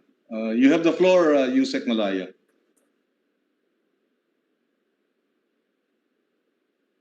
It looks like Yusek Malaya is he on? If not, we have Attorney Chief State Counsel Ortha. Can you respond to the question of the Minority Leader? Thank you, Mr. Chair. I'm sorry, Senator Drilon, but I'm not in a position to say that it's the stand of the executive, although I can confirm that that is the opinion of the Secretary of Justice, because I discussed this matter with him. Okay, I'm glad to hear that that is the opinion of the Secretary of Justice. However, I would also like to hear the opinion of the Solicitor General, because ultimately he will be the one to argue this before the Supreme Court, and he has often asserted that he is the tribune of the people, and therefore from that statement, it would appear to me that he is not necessarily bound by the opinion of the Department of Justice or the executive branch. Of course, he has gone up. Of course, he has been chastised recently by the Supreme Court on an overuse of that provision, of that principle. But having said that, not to belittle the opinion of the Secretary of Justice, because the Secretary of Justice is in fact the lawyer of the Philippine government, and under the administrative code, his opinion is binding on the executive branch. But nevertheless, but I'm interested. Would the Chief State Counsel Ortha be able to spread on the record the opinion, if he knows, of the Solicitor General? I am not aware of any, Mr. Senator. May I suggest to the chairman that maybe the Solicitor General can be invited to the next hearing if he may want to share his opinion with us. We will do so. We will make the necessary presentations on behalf of the committee. Just one more point. The advocacy is to liberalize the economy. And the theory is that the very restrictive provision of the Constitution necessitates an amendment. But if we note the amendment to read a simple addition to the economic provisions by adding the phrase "unless otherwise provided by law."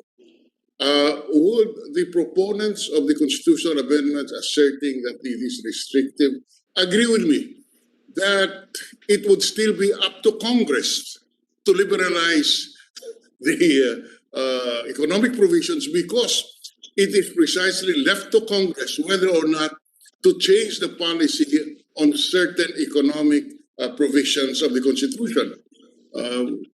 Maybe can I ask, with all due respect, our most respected colleague, former Justice Ascuna. Again, my question is, would the phrase unless otherwise provided by law really liberalize the economic provisions of the Constitution, remove the restriction, but still would leave to Congress the issue of whether or not our economic policies should be liberalized and not the Constitution itself? Thank you, Mr. Senator. Mr. Chairman, in my opinion, the provision, unless otherwise provided by law, precisely renders the economic restriction in the Constitution changeable by legislation. But there's still need for legislation to change it. In fact, we could also provide not simply unless otherwise provided by law, we can add subject to reciprocity, for instance, thereby requiring that Congress, in crafting the legislation, require reciprocity. You can put safeguards in the legislation by requiring Congress to adopt certain safeguards. For instance, you may require Congress to have a 3/4 vote to adopt a law that would modify the economic provisions of the Constitution. So it's up to Congress. It's not that simple, but yes, you need legislation to change. The other thing is I noticed in the draft resolutions that there are provisions that are deleted. In addition to putting unless otherwise provided by law, some proponents would delete certain provisions. I would not advise that, Mr. Chairman.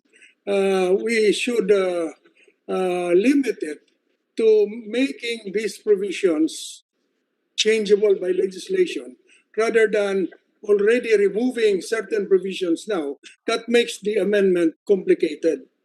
The purpose of the amendment is simply to make changeable by legislation the economic restriction. Thank you. So that, Mr. Justice, unless Congress exercises that authority which will be granted to it by virtue of the amendment, the so-called restrictive provision of the Constitution will remain. Although there will be a debate as to whether or not they are restrictive, but unless Congress acts, the so-called restrictive provision will remain in force and effect. Would you agree with that? That is correct, sir. Except that I see from the proposals that there are, in addition to this, unless otherwise provided by law, deletions of certain provisions. So those deletions will already affect removal of some restrictions. All right. In Congress today, Mr. Justice, are at least 3 bills which intend to liberalize our investment climate. Number 1 is the amendment to the Public Service Act, which I authored. Number 2, the amendment to the Retail Trade Law, which I authored. The number 3, the passage of or the amendments to our investment laws, particularly the Foreign Investment Act, which is pending before the bicameral conference committee. Would you agree with me that these laws would liberalize our investment climate? Yes, I would agree with you, Mr. Chairman, but only to a certain extent. It cannot go against the economic restrictions in the Constitution. Yes, I agree with that. That may be a view, but in effect, the liberalization to that extent of our investment climate could be achieved as evidenced by these 3 very critical investment laws, which, if passed, have substantial effect on our investment climate, on our foreign direct investment, assuming that the FDI is a major power in our economy, which issue is disputed but my good friend Christian Monson. But in any case, there are three laws right now which seeks to liberalize the without touching on the provisions of the Constitution. So, in other words, what I'm saying is, yes, there are strong arguments in favor of liberalizing our economy, but it can be achieved without touching in the meantime on the Constitution, because if we just talk about short-term investments, there is proof that we are doing this. And I am of the view that that amending the Constitution by adding the phrase "unless otherwise provided by law" is not the golden bullet which will bring everything in. That is why it must be deliberated carefully.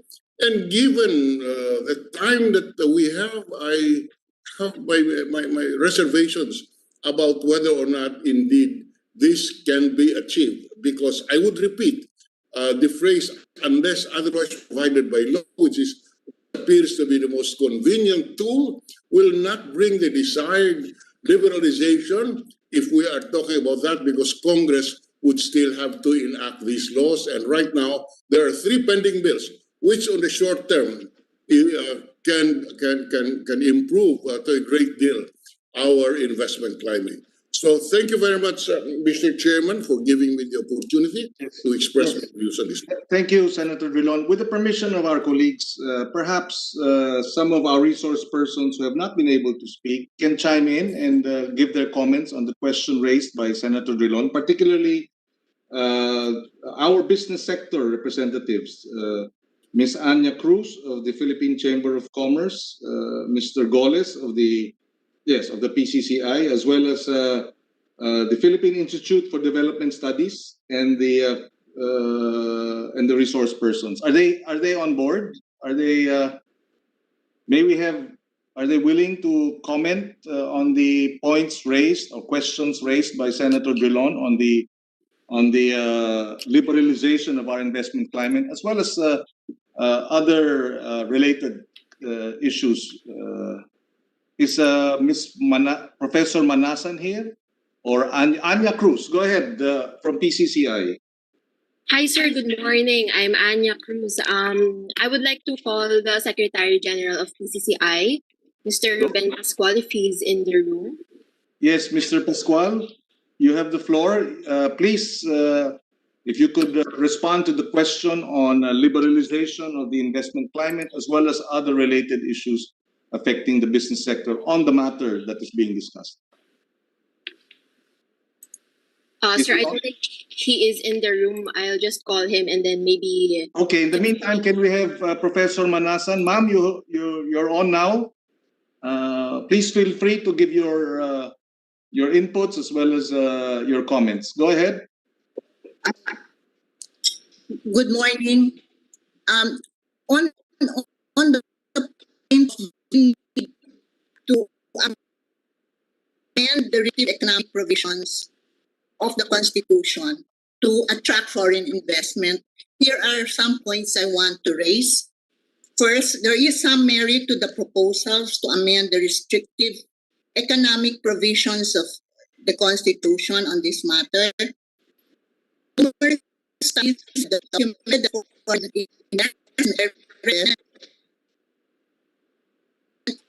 the role in spurring economic growth and the income of host countries. Studies Professor Manasan, Professor, you're very choppy. Perhaps you can turn off your video so that the signal might improve. Yes. Okay. Please proceed. Okay. Studies have found also, particularly by the OECD, that restrictions on FDI in the Philippines are high both by regional and global standards, and that many of these restrictions are in fact enshrined directly in the Constitution.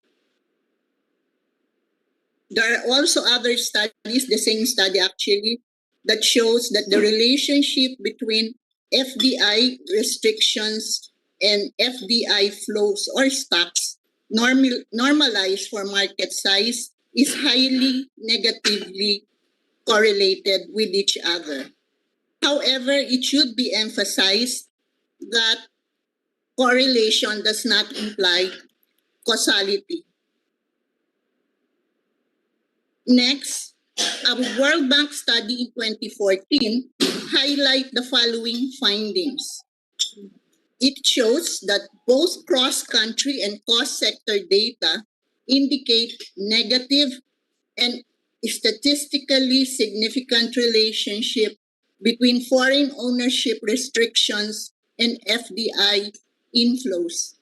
However, the same study shows that the explanatory power of foreign ownership is low, indicating that other factors are also at play.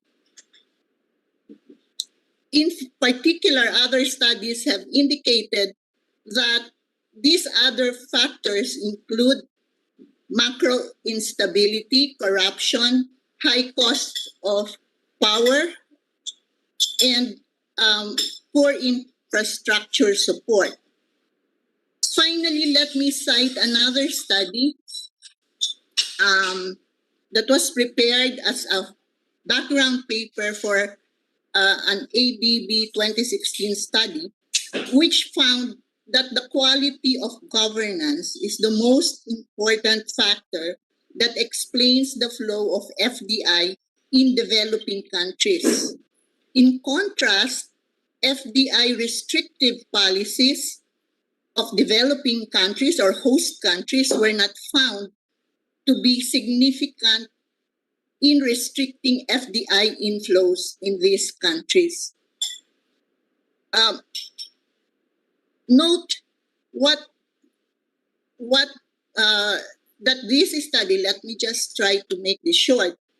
What are the factors included or the components of governance included in the study? Because this appears to be the most important determinant of FDI flows.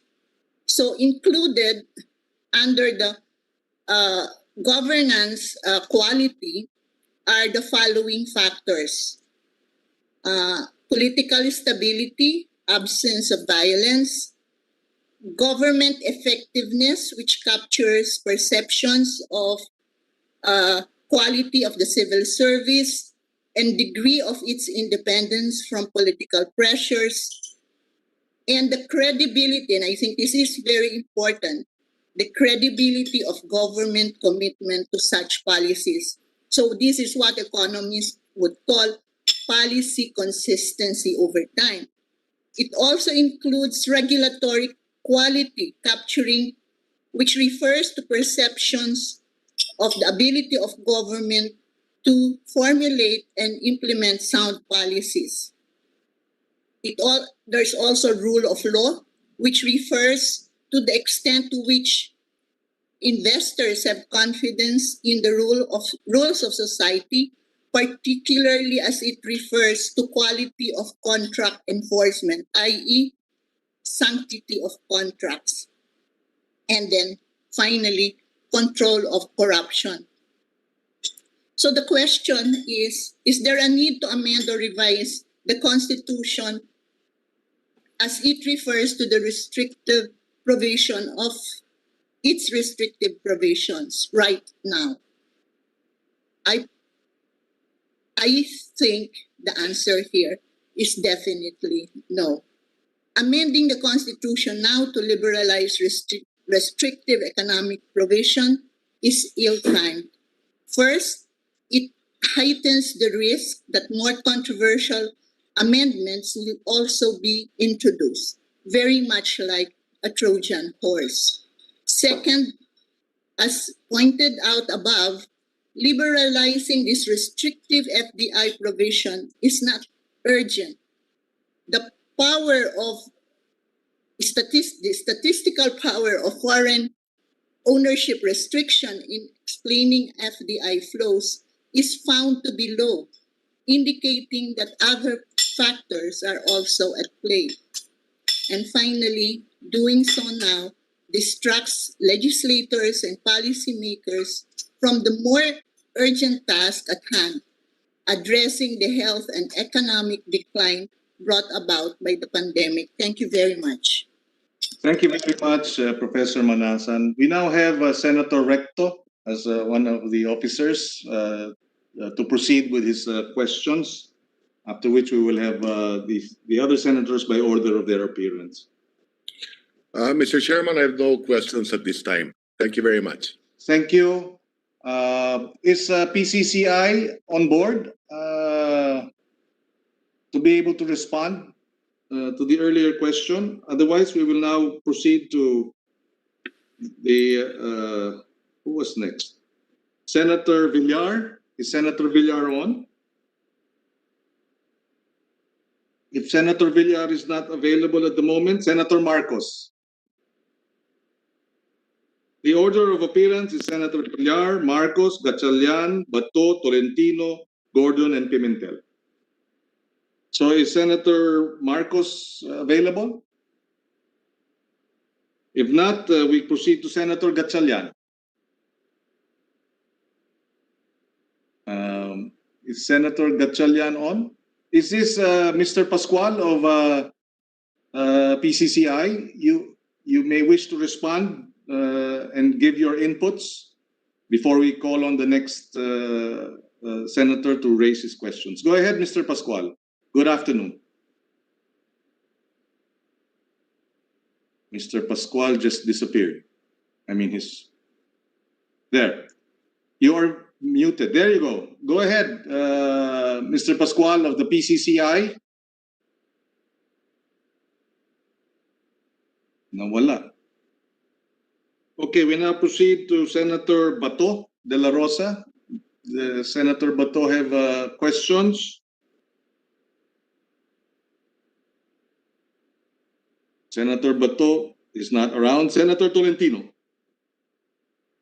Just a manifestation, Mr. Chairman, and with all due respect to Commissioner Monsod, perhaps there was a slight mix-up when he alluded to RBH number 2 and RBH number 1, but it's material at this point. One manifestation relative to the presentation made by my former professor, Professor Ascuna. It's appreciated that you mentioned that the original intent was to have that 5-year period as to the economic provision. Am I correct, sir, Professor?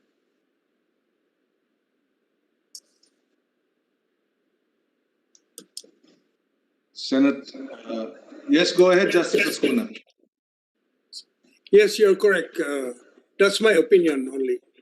So that would now be tantamount to giving Congress the power to make suitable amendments after an appropriate period lapsed, especially as to the economic provisions. Again, that's my question, Professor, for clarification. Yes, the Constitution has been in effect for about 30 years already.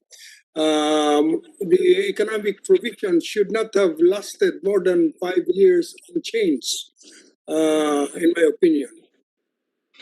Thank you, Professor. I have no further questions. I also appreciate your comment relative to the placement of the phrase "unless otherwise provided for by law" in that specific provision relative to marine resources, among others.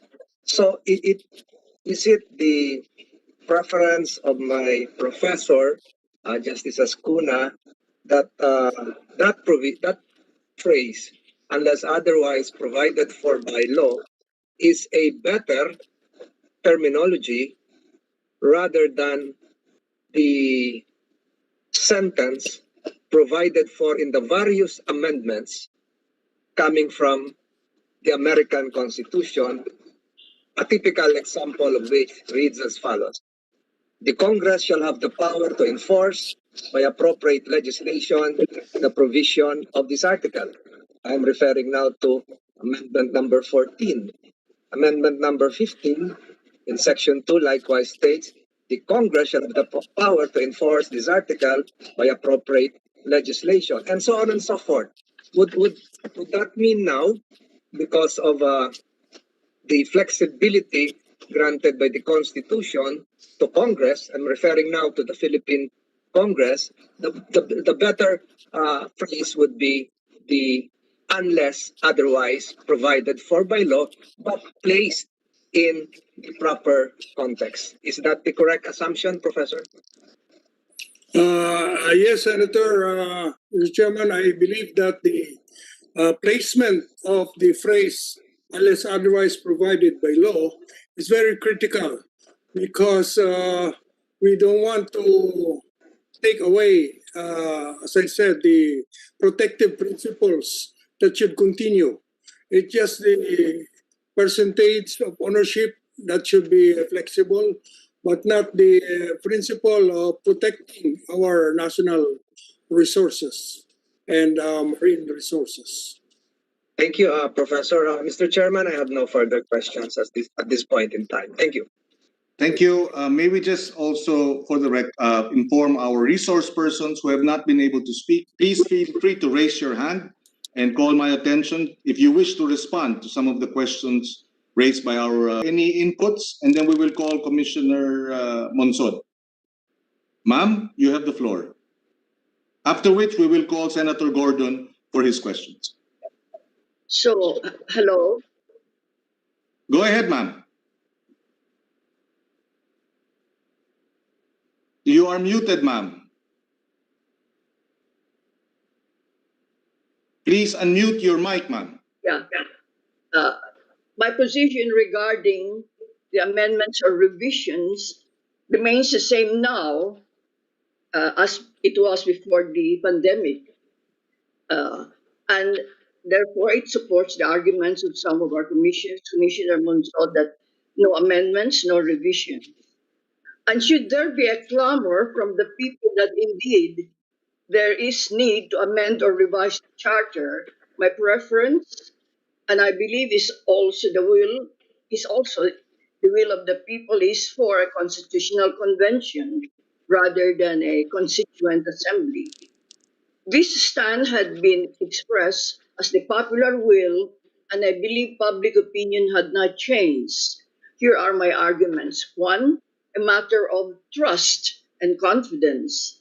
Presidents Ramos, Estrada, and Arroyo wanted to introduce revisions, but they failed because people thought that the initiatives were guided by self-serving motives. Up to this time, this perception remains. Many think that the Constituent Assembly will not merely focus on introducing the 5 words that we have been talking about now, unless otherwise provided by law, but that it would open the floodgates and more revisions will be added, including extension of terms. Our honorable senators propose amendments of restrictive economic provisions on land, natural resources, mass media, educational institutions, advertising, or amend the public service law, which would lift restrictions on foreign equity ownership on some sectors classified as public utility. Incidentally, as we all know, Secretary Dominguez argues that we should omit land. No? Third argument is that the period of pandemic is not the right time. Lifting the economic provisions will not affect the investment climate and generate the much needed investments and jobs to counteract the economic contraction caused by the pandemic, according to economists and experts.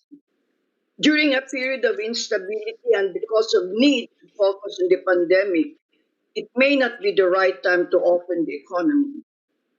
Economist Raul Fabella believes that constitutional change will not create a tsunami of foreign investments.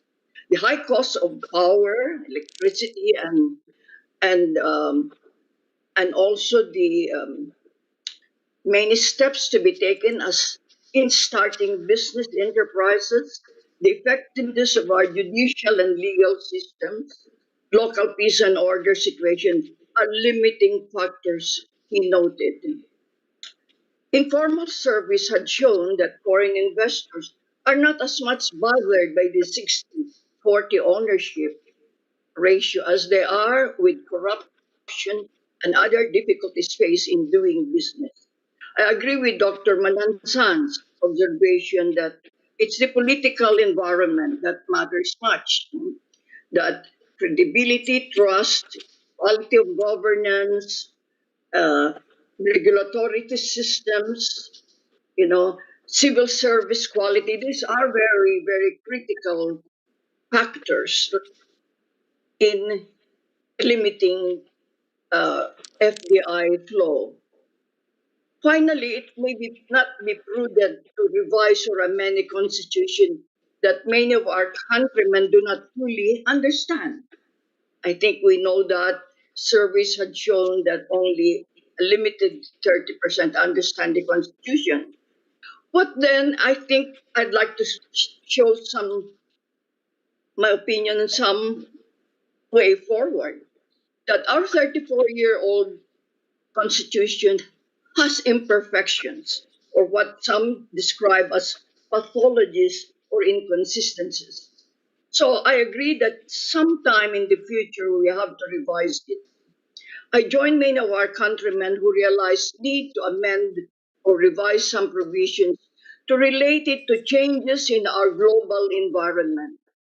But since this is in the right time, we must think of alternatives to charter revisions. There is consensus that we must devote our energies and limited resourcing in addressing the pandemic and to address critical challenges brought about by the contraction of the economy, such as growing poverty, hunger, malnutrition, unemployment, without amending the charter. One focus is how to assure authentic decentralization with innovations such as gradual transfer of resources from national to local government to increase productivity of the countryside, more resources for agriculture, which is the future of the country, or devolutionarizing Imperial Manila.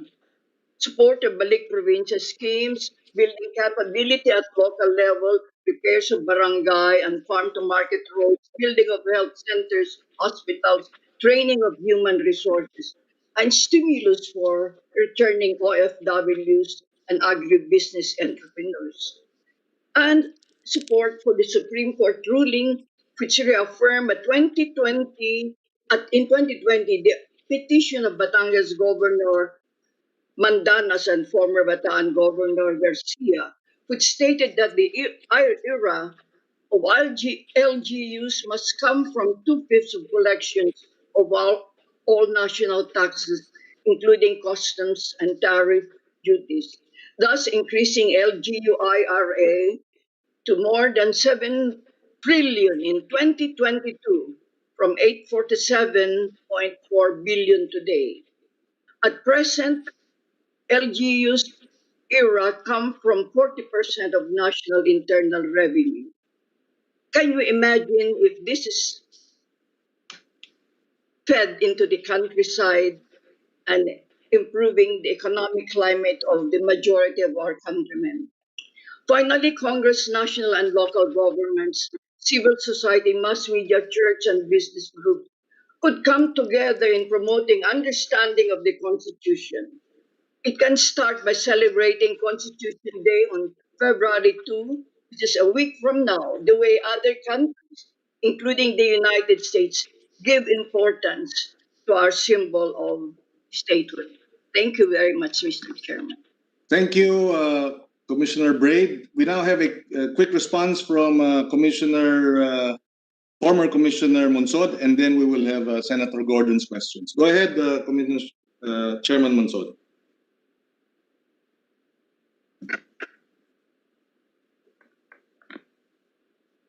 I think you have to unmute your mic. There you go. Go ahead. I just want to take issue with my friend Justice Ascuna because I don't remember in the Constitution that we meant the economic provisions to last for only 5 years. Secondly, even today, the economists are saying that the 6-year development plan that our government does is too short. As a matter of fact, even President Duterte went as far as 2040. And if we are going to say that we can change our policies every 5 years, I don't think that that will work. And I don't think that was the intent, nor was that arrived at during the Constitutional Commission. Okay, thank you. We now have Senator Gordon. Is he ready? You have the floor, Senator Gordon. Thank you, Mr. Chairman. I just want to clarify my position on the matter.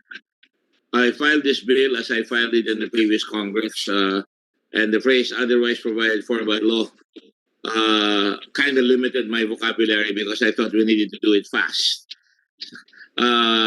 So far as I'm concerned, if we wanted to change the Constitution, the ideal thing would be to have it, and of course there will be point and counterpoint here that the new president should be able to,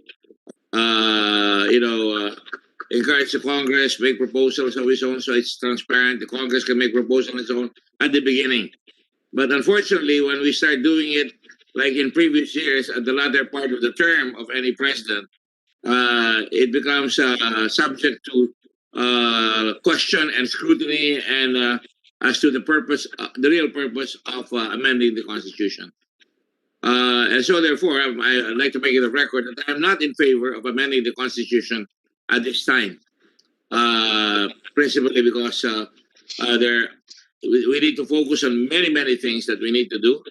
Not just the pandemic, we can handle the pandemic and amend the Constitution, but if you like, it will be very divisive, or it could be lead to other things. Now, my question in connection with this, as I've already stated my position, particularly to Justice Ascuna, I don't know if Justice Mendoza, my former professor in the UP, is still there.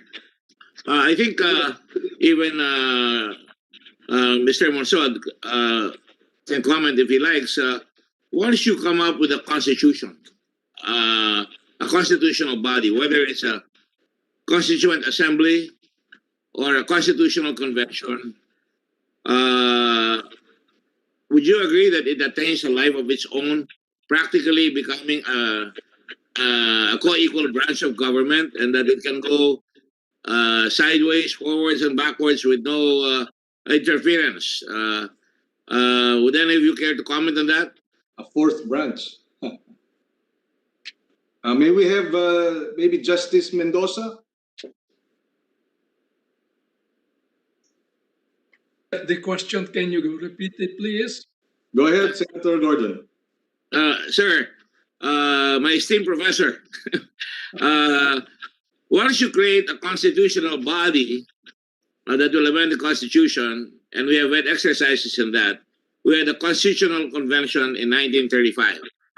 We had one again in 1971, of which Justice Ascuna and I were part of it. We were all elected. And then you had what you might call the Constituent Assembly, whose members were appointed.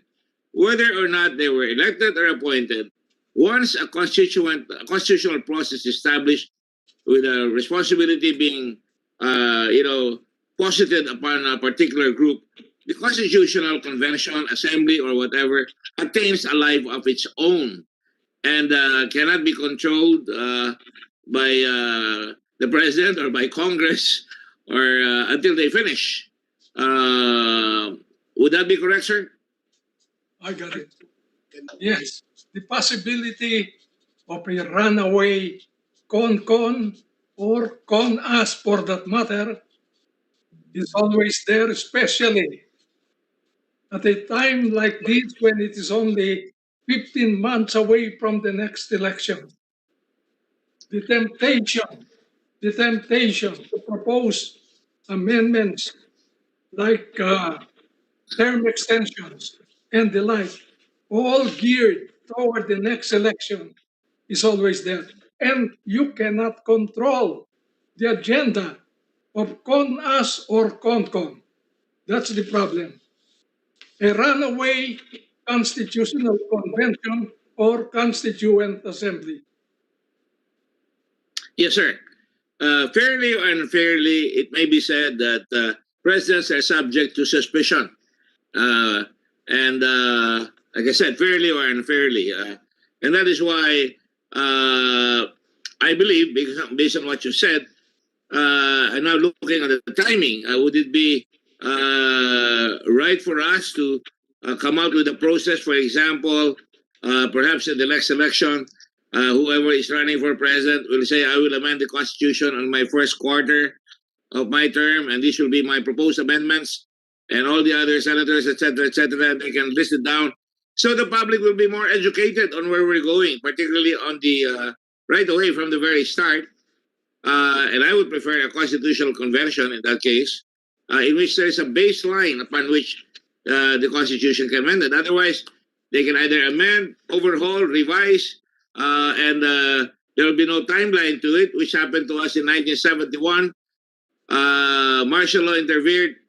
We did a pretty good constitution, and the rest was finished by former President Marcos, rightly or wrongly. Again, I'm not passing judgment, except for the provision, the transitory provision, which was quite controversial. I thought the 1971 Constitution, and I like to hear Justice Ascuna's statement here. I thought that was good enough, but nonetheless, what I'm trying to say is we must be transparent to the public.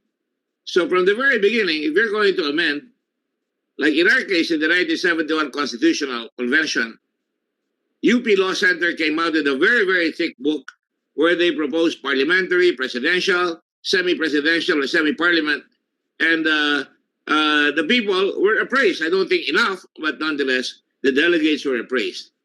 But as far as I'm concerned, let us give credit where credit should be due. If a president feels that this has to be amended, or if the timing or the Congress feels that they can amend it, I think that it should be done early enough, preferably by a separate branch other than Congress. And I want to ask Justice Mendoza, would it be within the powers of this Congress, for example, to set a timeline upon which the Constitution will be finished? Within the power of Congress to put parameters, they will always be overridden. They can always be overridden.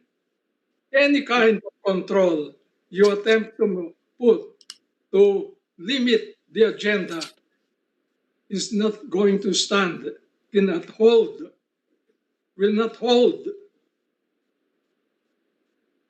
You can a member of Congress, or rather Constituent Assembly or CONCON, from proposing any subject that he wants to. I don't think he can be overruled.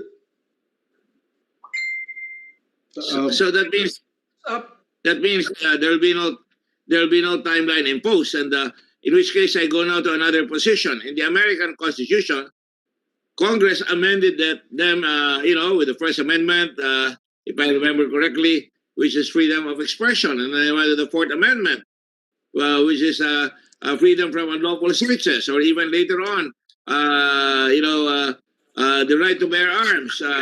Or for that matter, after the Civil War, they amended it insofar as assuring racial equality, which never got finished until now. It's in the word of the Constitution, but it's never happening.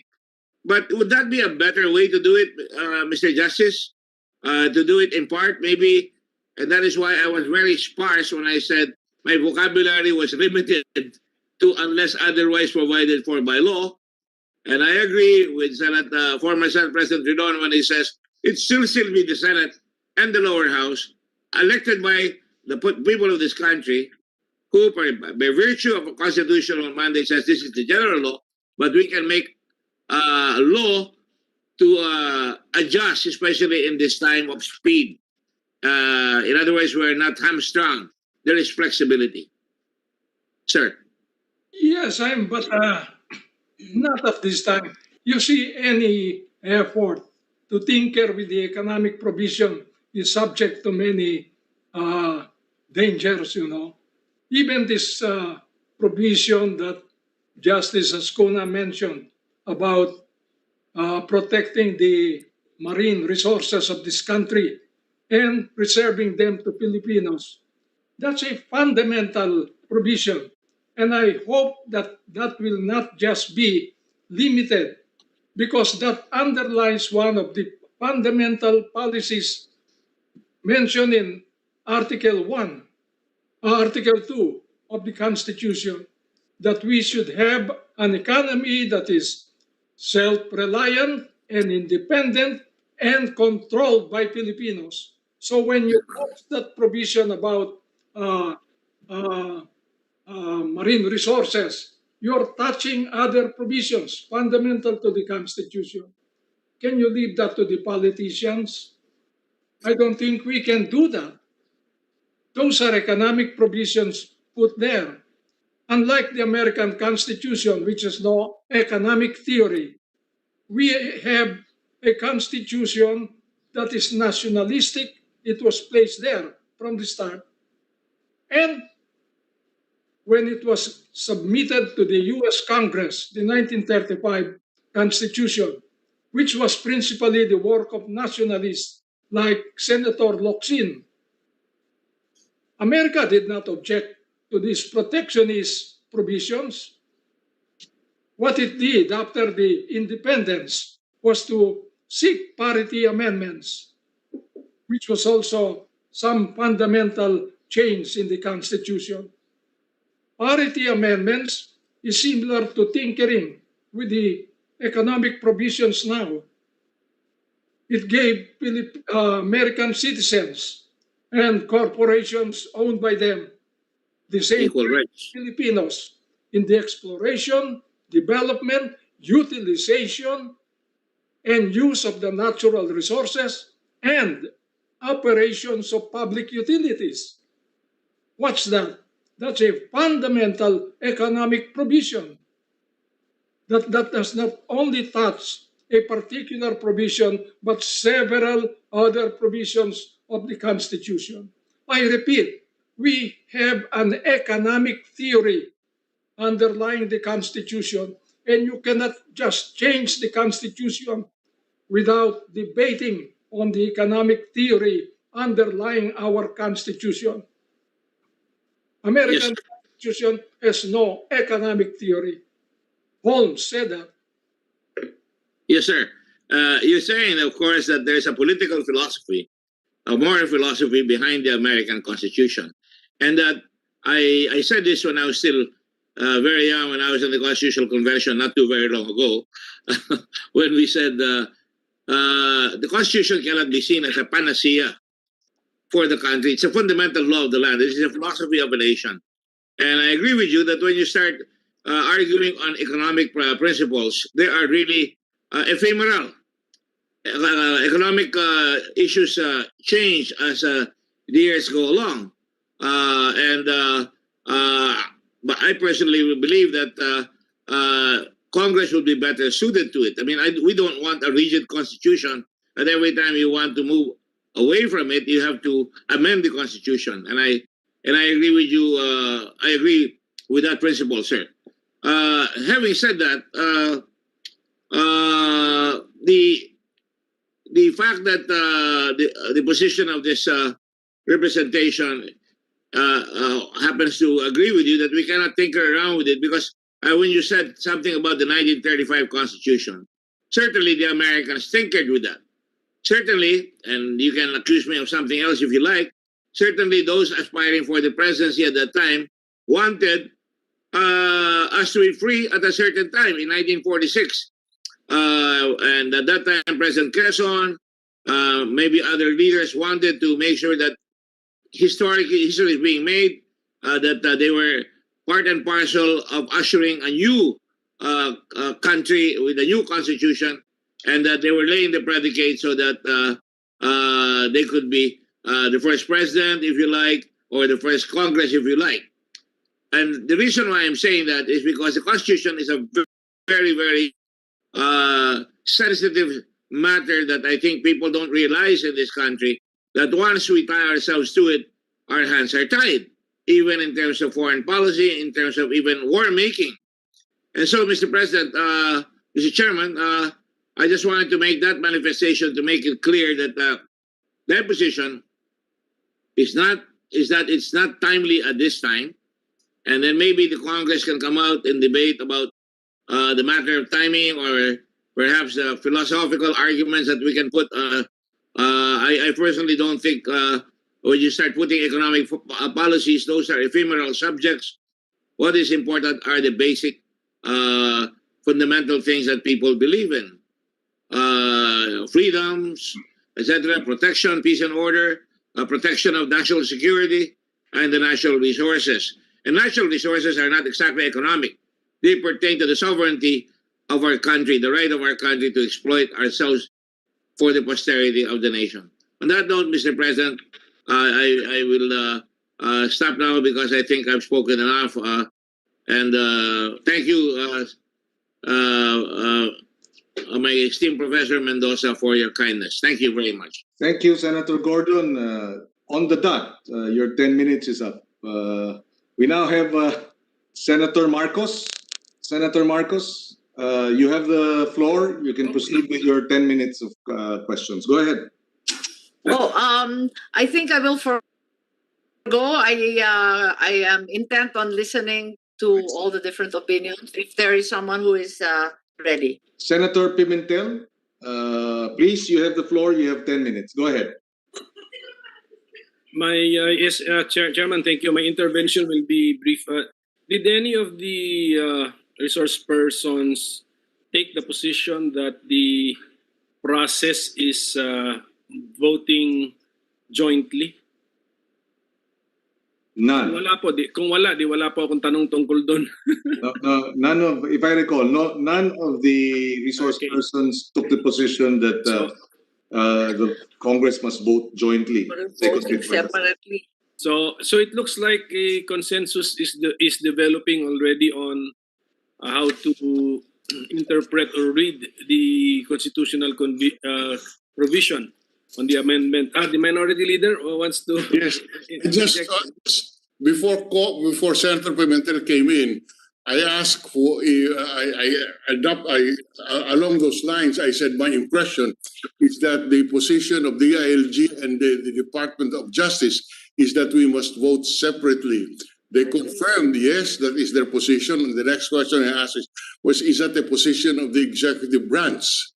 They could not respond, although the DOJ representative said that is the position of the DOJ secretary. Just for the information of Senator Pimentel, I asked that the Solicitor General, who will represent the respondent in case this is brought to the Supreme Court, be invited to the next hearing because he has taken the position in a number of instances that he is the tribune of the people and therefore is free to take any position. We would like to hear his views, and I request that they be invited at the next hearing, just for the information. With the permission of Senator Pimentel, just to follow up on that issue earlier, no? Go ahead, Senator Recto. Yes, thank you. Is it a requirement under the Constitution that both chambers meet as one in a constituent assembly? In one house, for example, and debate the issues together but vote separately? Maybe our resource Justice Mendoza touched on that earlier. Go ahead, Justice Mendoza, you may respond. Yes. It seems to me there is a little confusion here. When Congress meets, that's it. That means they meet separately. They always vote separately. So there's no question there. The question of voting separately arises precisely because the Constitution requires them to meet in a joint session and while meeting together in answer for resolving questions, how should that assembly assemble jointly vote? And that is where the question arises. And it is settled they should vote separately in Congress while they are meeting as Congress. But the question is, should they also vote separately while sitting together as members of a constituent assembly? And my point is, yes, because one is smaller than the other, but that they should meet together and talk together face to face. That is the problem. And I think they should really meet together because they are meeting as an assembly of one. Yes, Senator, the Minority Leader, you have the floor. You're raising your hand. With all due respect to Justice Vivi Mendoza, unlike the Constitution preceding the present Constitution, the phrase in joint session assembled is missing. In other words, in the previous Constitution, before Congress would exercise its functions as a constituent assembly, the Constitution then requires in joint session assembled. That is the reason why we must have a joint session. In the absence of that phrase, joint session assembled, the view has been proposed that in fact we can meet separately as a constituent assembly. There is nothing that would prevent the constitution of a constituent assembly with two houses. There is nothing that would prohibit that. In other words, in the same manner that you can have Congress with two separate houses, you can have a constituent assembly with two separate houses. In fact, it has been proposed, and I was among those who made that proposition. Amendments can be proposed separately, and provided the required vote is achieved separately in order to guard against runaway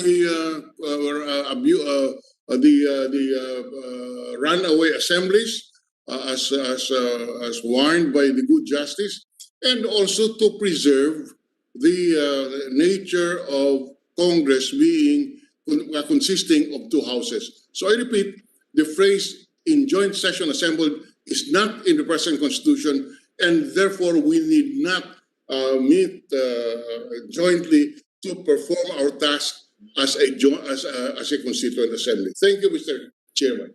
Yes, Commissioner Monsod, and then Justice Mendoza. Go ahead, Commissioner Monsod. You have to unmute your mic. I agree with Father Bernas that they should consider joint assembly because it would also help the people understand what's going on rather than shifting from one station to the other with the arguments back and forth, one to the House, one to the Senate. Here, there should be, I think, for information of the people and all the arguments are set in order, should consider a joint session. I think we earlier mentioned that there was really an oversight of the Constitutional Commission because of that one vote difference in unicameral versus bicameral, and we forgot to put everything. I think that if we did not make the oversight mistake, we would have put in also in joint session assembled, but voting separately. Thank you. Justice Mendoza, please go ahead. Yes. This is explained on page 5 of my paper, but let me just tell you this now. In the beginning, the Constitutional Commission thought of a unicameral legislature, one body only. But towards the end of its sessions, when there were only a few days left, the Commission decided to to go bicameral for a bicameral Congress. And so all the provisions of the constitutions bearing or referring to a unicameral National Assembly were amended accordingly. I enumerated the several provisions of the Constitution which requires that when Congress is not performing legislative, non-legislative functions, it is required to meet in joint session and vote separately. Now, the amending clause, however, escaped the attention of the Commission, and this is very clear from the record of the Constitutional Commission.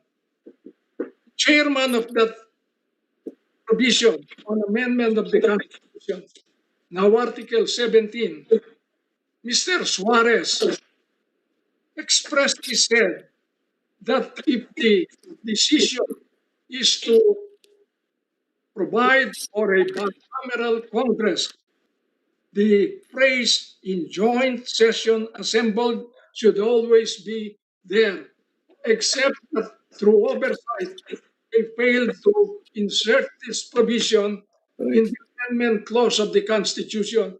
That explains the absence of this, and that is why I said at the beginning, this has become a vexing problem. There are really two questions, Mr. Chairman. Should Congress meet in joint session assembled?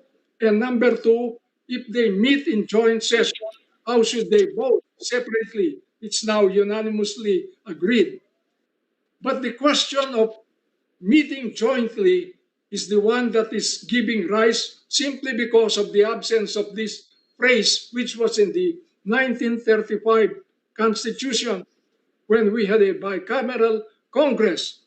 But only oversight accounts for the absence in the amending clause. That's very clear.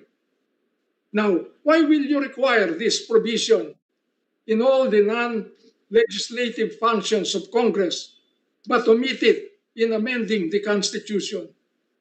There is no reason for that. So, two reasons. It has been provided whenever Congress performs non-legislative functions. Number two, it is only through oversight that this phrase "in joint session assembled" does not appear. So please don't look for it in Article 17 of the Constitution, because that is precisely begging the question. And finally, with the permission of Senator Pimentel, Go ahead, Senator. yeah, just to follow up on this issue, no? How is it done in the United States? We know that the US is a presidential system, a bicameral system of government also. How do they amend the Constitution in the United States? Do they meet jointly and vote separately? I'm not very sure, Mr. Senator, but I can tell you this. When the Congress, shortly before the war, met to amend the Constitution to change the term of office of the President from 4 years to 6 years, 6 years to 4 years with re-election. Number two, to establish, what do you call this? These constitutional commissions now, COA. Yes. We're talking of the 1935 Constitution, no? Yes. They met jointly. Jointly. Yes, and provided for those provisions or And voted separately. voting separately. So that is in our experience in the 1935 Constitution. Yes, sir. Thank you very much. Thank you. Thank you, Senator Pimentel. Thank you for the exchanges, which did not make us more confused. Actually, they enlightened some of our positions. My point is to pursue the subject matter. Although Justice Mendoza pointed out past practice by our legislature that they held a joint session but voted separately. My reading of the Constitution now is that if we agree to a joint session assembled, the default rule is if you are in a joint session, you vote as a body. So jointly, you vote jointly, unless the Constitution itself specifically states that you're a joint session assembled, comma, voting separately. And that is not found in the amendment process. So if we now agree to a joint session, then we might be boxed into this general rule that once you're in joint session, then it's joint voting. So at any rate, I think it's I think no one has taken the position that it is separate voting. Hence, I go back to my earlier statement that it seems that there is now a developing consensus that that is the proper interpretation of the amendatory process in our Constitution, especially if we add now the input from the Senate President when he told us earlier that even Speaker Velasco and I think the chair of the Constitutional Revision Committee also take that position or that interpretation. So looks like it's voting separately. Now the question now is, do we need to physically assemble as one body?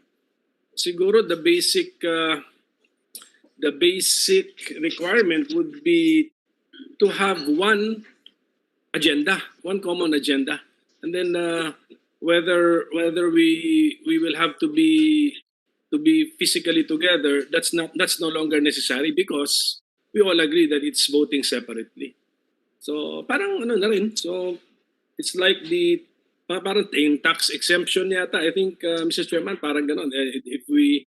If there is a law with a tax exemption provision, sabi ng Constitution, it must be approved by a majority of all its members. Pero we know that the meaning of that phrase, by a majority of all its members, since that is a law, ganun din, it's voting separately.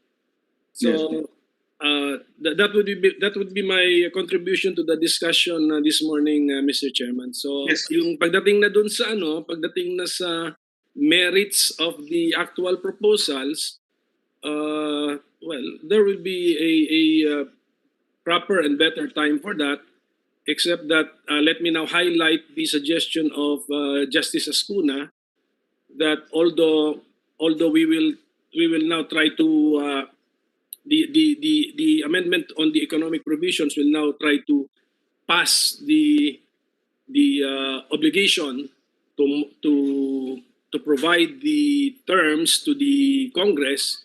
Still, the Constitution can retain one basic requirement by making it always present in the law, always read into the law, the requirement of reciprocity. Maganda po yun. Yun po yun. Bakit tayo masyado naman nagpapalamang sa ibang mga nationalities when they themselves will not allow Filipinos to also access their natural resources or to access part of their economy and establish businesses in their area. So that is a point that I will always remember when we now discuss the substance of the various proposals. So, thank you, Mr. Chairman. Thank you for the time. Thank you, Senator Pimentel. Before I recognize Senator Poe, just very briefly, the concern raised by Senator Drilon, and that's why we will be inviting the Solicitor General in the next hearing, is that while it is true that the leadership in the House has provided for a position that it has to be voting separately when we do convene, should we do convene as a constituent assembly, there are members in the House who contest this. In fact, on record, Congressman Edsel Lagman believes it should be voting jointly, as well as Congressman Marcoleta. And therefore, we may find ourselves in a hypothetical situation that in the middle of a constituent assembly deliberation, the matter can be brought before the Supreme Court, questioning the issue of whether or not voting separately or jointly is the constitutional intent. Number one. Number two, it is unfortunate because we invited Justice Carpio for today's hearing, but he had a conflict in his schedule because it was a subject matter of a column in the Philippine Daily Inquirer, the issue of voting jointly. And if I recall it correctly, he said, if this matter of voting separately or jointly is brought before the Supreme Court, he said he does not know how the Supreme Court will vote. So that is just for the record, Mr. President, and we're putting that into the records of our deliberations. We now recognize Senator Poe. You have the floor, ma'am. Go ahead. Thank you, Mr. Chair. Actually, I'm not a lawyer, unlike the chairman of this committee or the one who proceeded before me, our bar top-notcher. But I'd like to consider myself as a student in a way, and I'd like to be enlightened, just like many of our countrymen were a bit apprehensive about this push, and especially at this time. I would like to ask, well, anyone who can answer.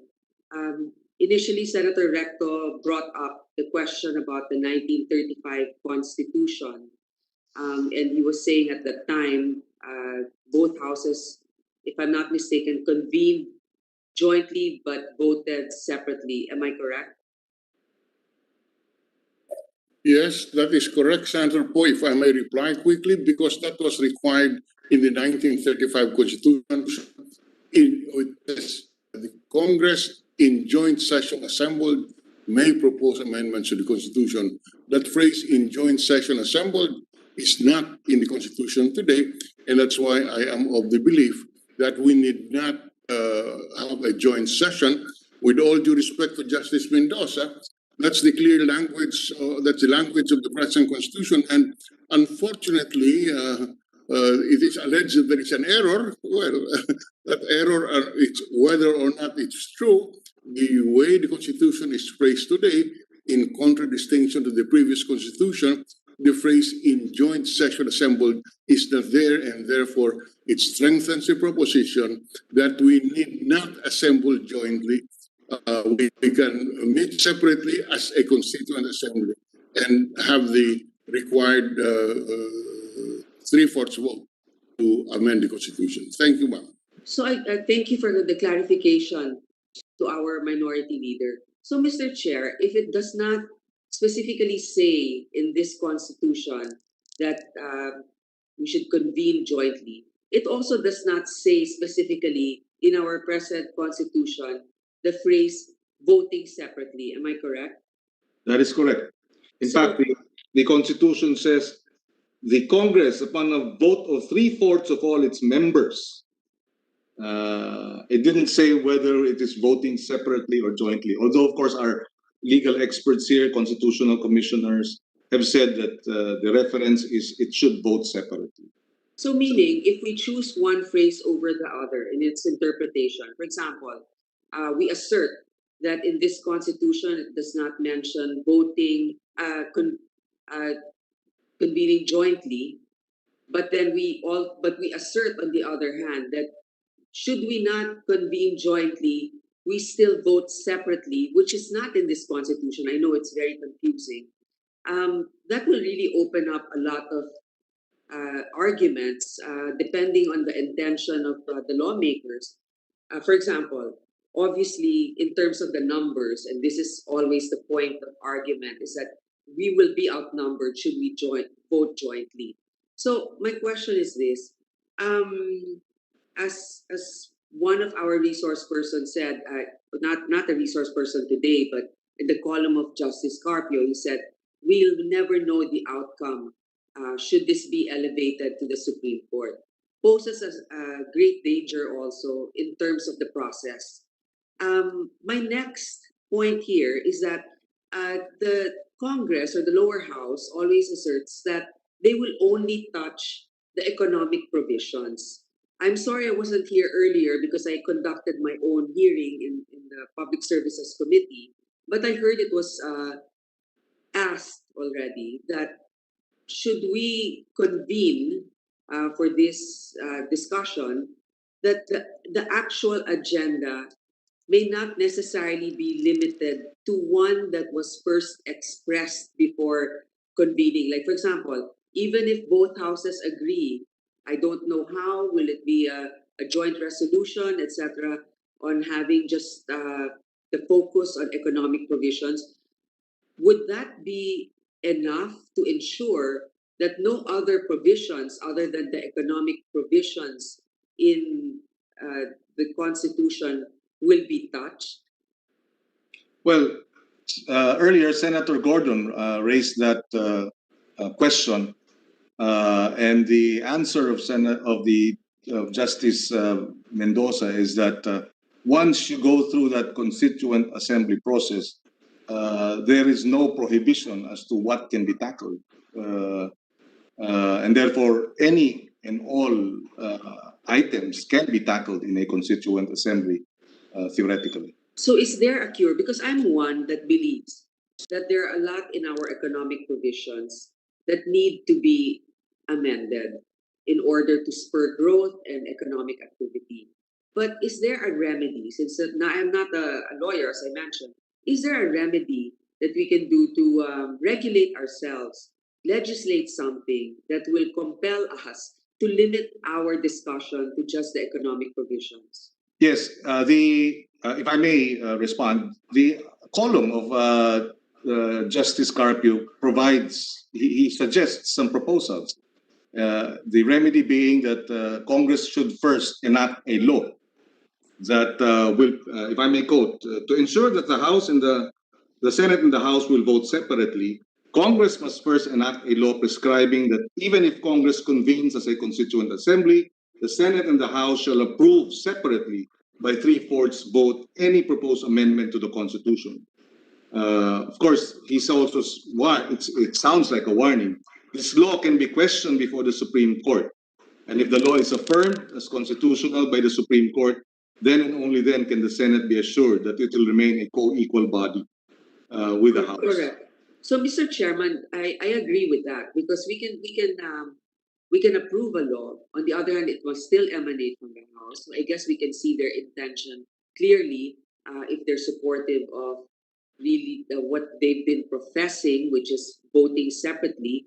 On the other hand, since it's not mentioned in the Constitution itself, there's that ambiguity, it can still be questioned if we can go against what was written in the Constitution as to the interpretation of voting separately or jointly. So, what I'm trying to say is that maybe now, do we have here members of the Constitutional Convention of 1986? Are they unanimous in their pronouncements that the intention of the framers at the time was really for both houses to vote separately? Because the intention of the law of the framers is usually what is taken into consideration when there's a vagueness in the wording of the law. Yes, we have former commissioners Ascuna, Monsod, and Florangel Braid who are here. Commissioner Monsod, you're raising your hand. Go ahead and please respond. Please unmute your mic. Thank you.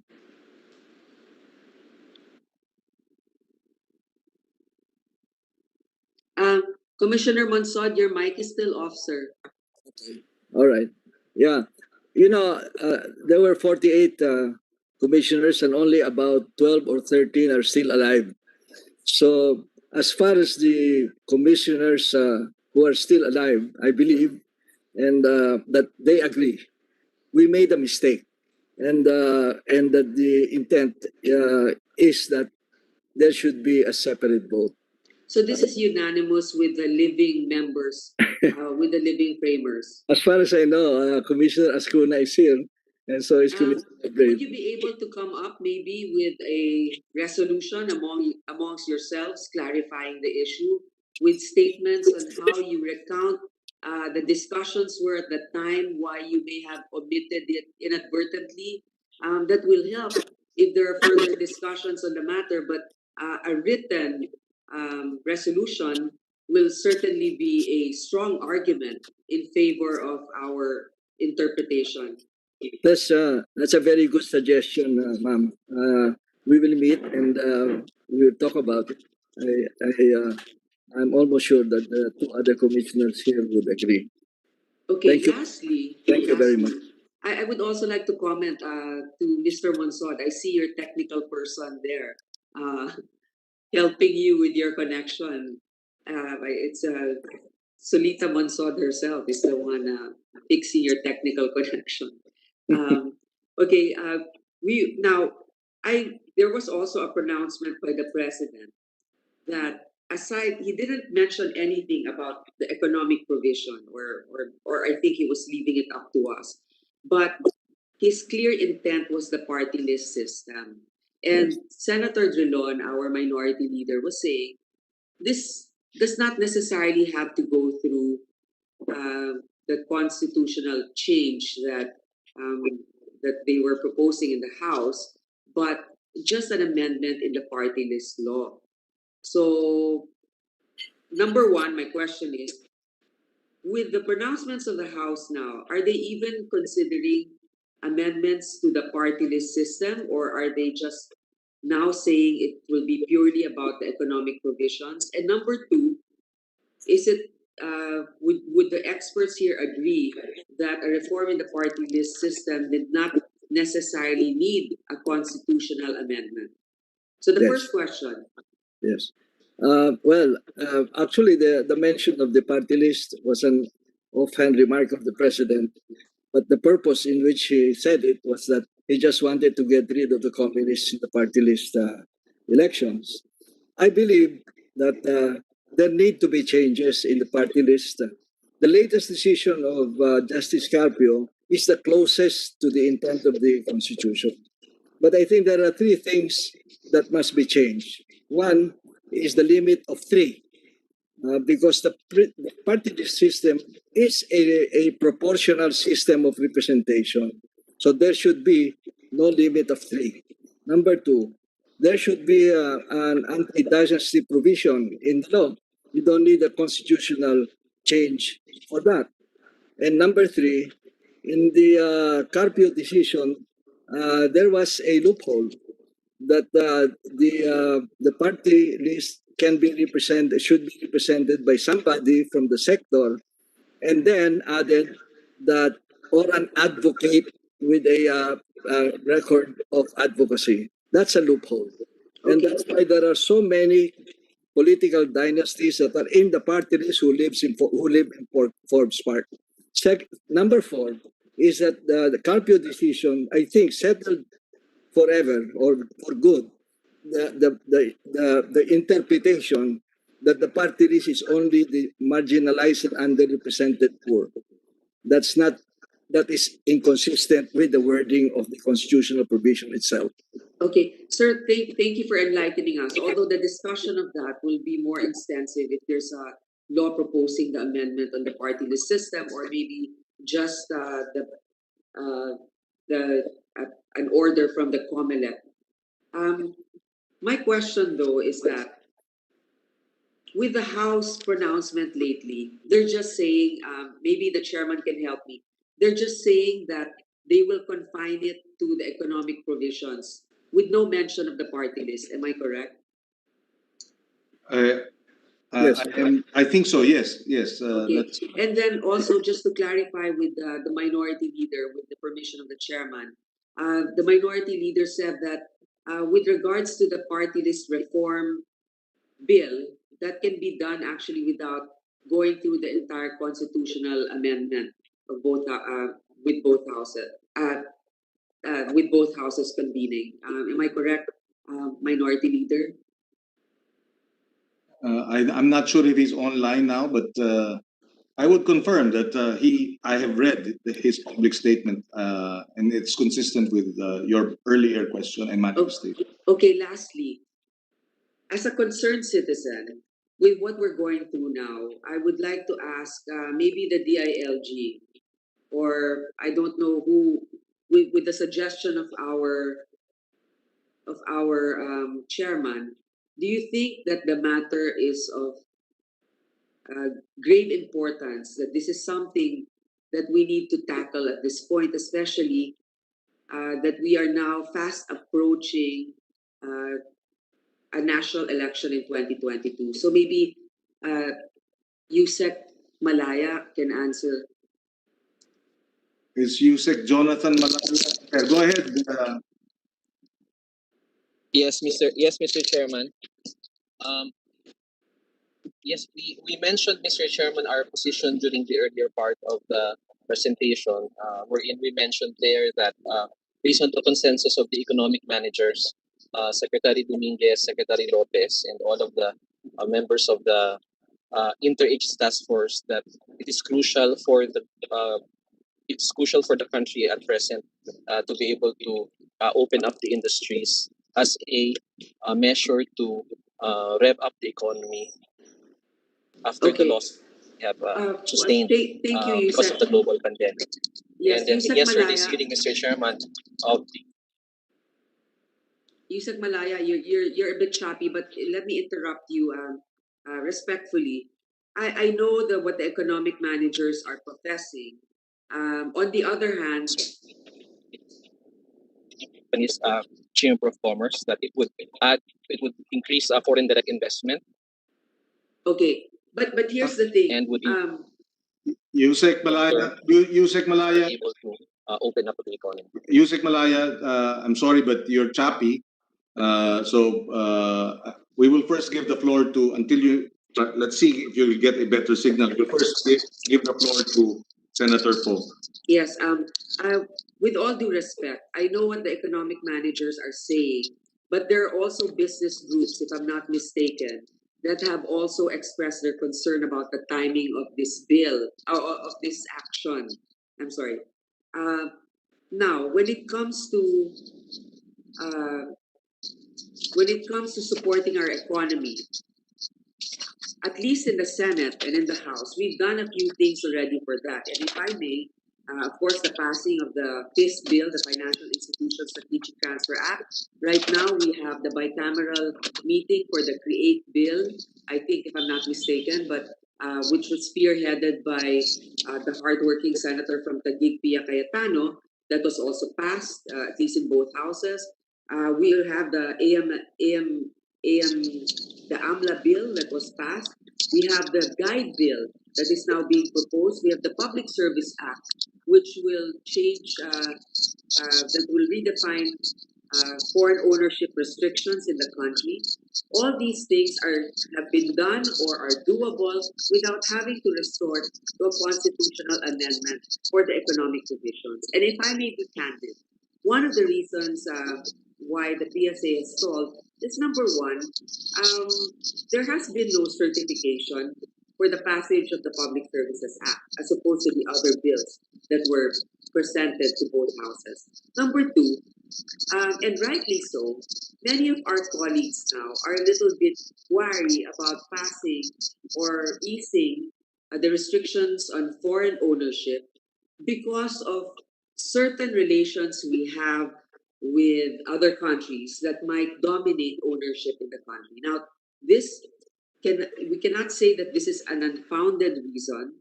I am for easing foreign ownerships, although you can understand the ambivalence of some or the objection of others because of some countries that have interests in our country. So, with that, Mr. Chairman, I would just like to say that I would like to ask one last question. If we tackle this now, for example, we both agree to convene for a constitutional assembly, realistically, how long will it be for us to pass? Wouldn't this have to go through a plebiscite? Meaning, in 2022, all of those proposed changes, Mr. Chair, will have to be subjected to a plebiscite. Am I correct? That is correct. So meaning, the laws that we have now, for example, they all of a sudden, for some reason, a provision on term limits will be changed. Those that will win in 2022, will they already be subjected to that if, let's say, the provisions in the constitutional amendments were ratified by the public? I do not think so, because if they were elected under the 1987 Constitution, then their terms will be covered by the 1987 Constitution. And if the plebiscite is coinciding with the 2022 elections, then it will be the succeeding elections that will be covered by the approved amendments, assuming it is approved. Thank you for the clarification. Now, Mr. Chair, here's an argument before I close. The House is saying that this is important because of the economic provisions. I agree with the intention that we need to strengthen some of our laws in order to boost our economy. On the other hand, there are laws already, there are bills already in place, like the Public Service Act, that will address some of the concerns or some of the provisions that we would like to amend from the Constitution or from the laws that we already have. Now, if their argument will be this, but the Public Service Act might be questioned through the Supreme Court because of the constitutional maybe conflict about the definition of ownership. But even if we go through all of these exercise, there is no guarantee that it will not also be questioned in the Supreme Court. So what I'm saying is, at this time when there are a lot of concerns in the public and we already have bills in place that might help boost our economy, I think that it is a more realistic and less contentious goal to look at that route first before going through the entire exercise of a constitutional amendment supposedly for economic provisions. That's all, Mr. Chair, unless Senator Cayetano, whose hand is raised, might object to my analysis. No, I'm not objecting, but with the permission of Senator Grace Poe and the chair and the body, I just like to interject because she mentioned my name and create, no? Go So ahead. it's with her topic. May I? Go ahead, please. Thank you. I totally agree with Senator Grace Poe's statement about the work that has been done on economic provisions. The lady has spearheaded AMLA and on FIST, and we have moved that forward. And as she pointed out, it is this representation that spearheaded CREATE. And so I echo in a way what I'm hearing from her, that when we passed CREATE, and this was the latter part of November 26th to be exact, the House had already passed their version of CITIRA. And that whole time, they had been through the chairperson of my counterpart in the House, the chairperson of Congressman Joey Salceda, had manifested that they would be adopting the Senate version because they know that we had numerous and very lengthy debates and included all sectors in the preparation of the finalization of this bill.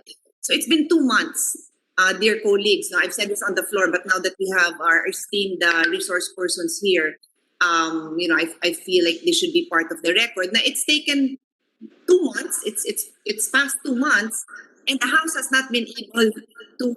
They decided not to adopt the Senate version, and I actually received informally a 57-page matrix of changes they want in CREATE.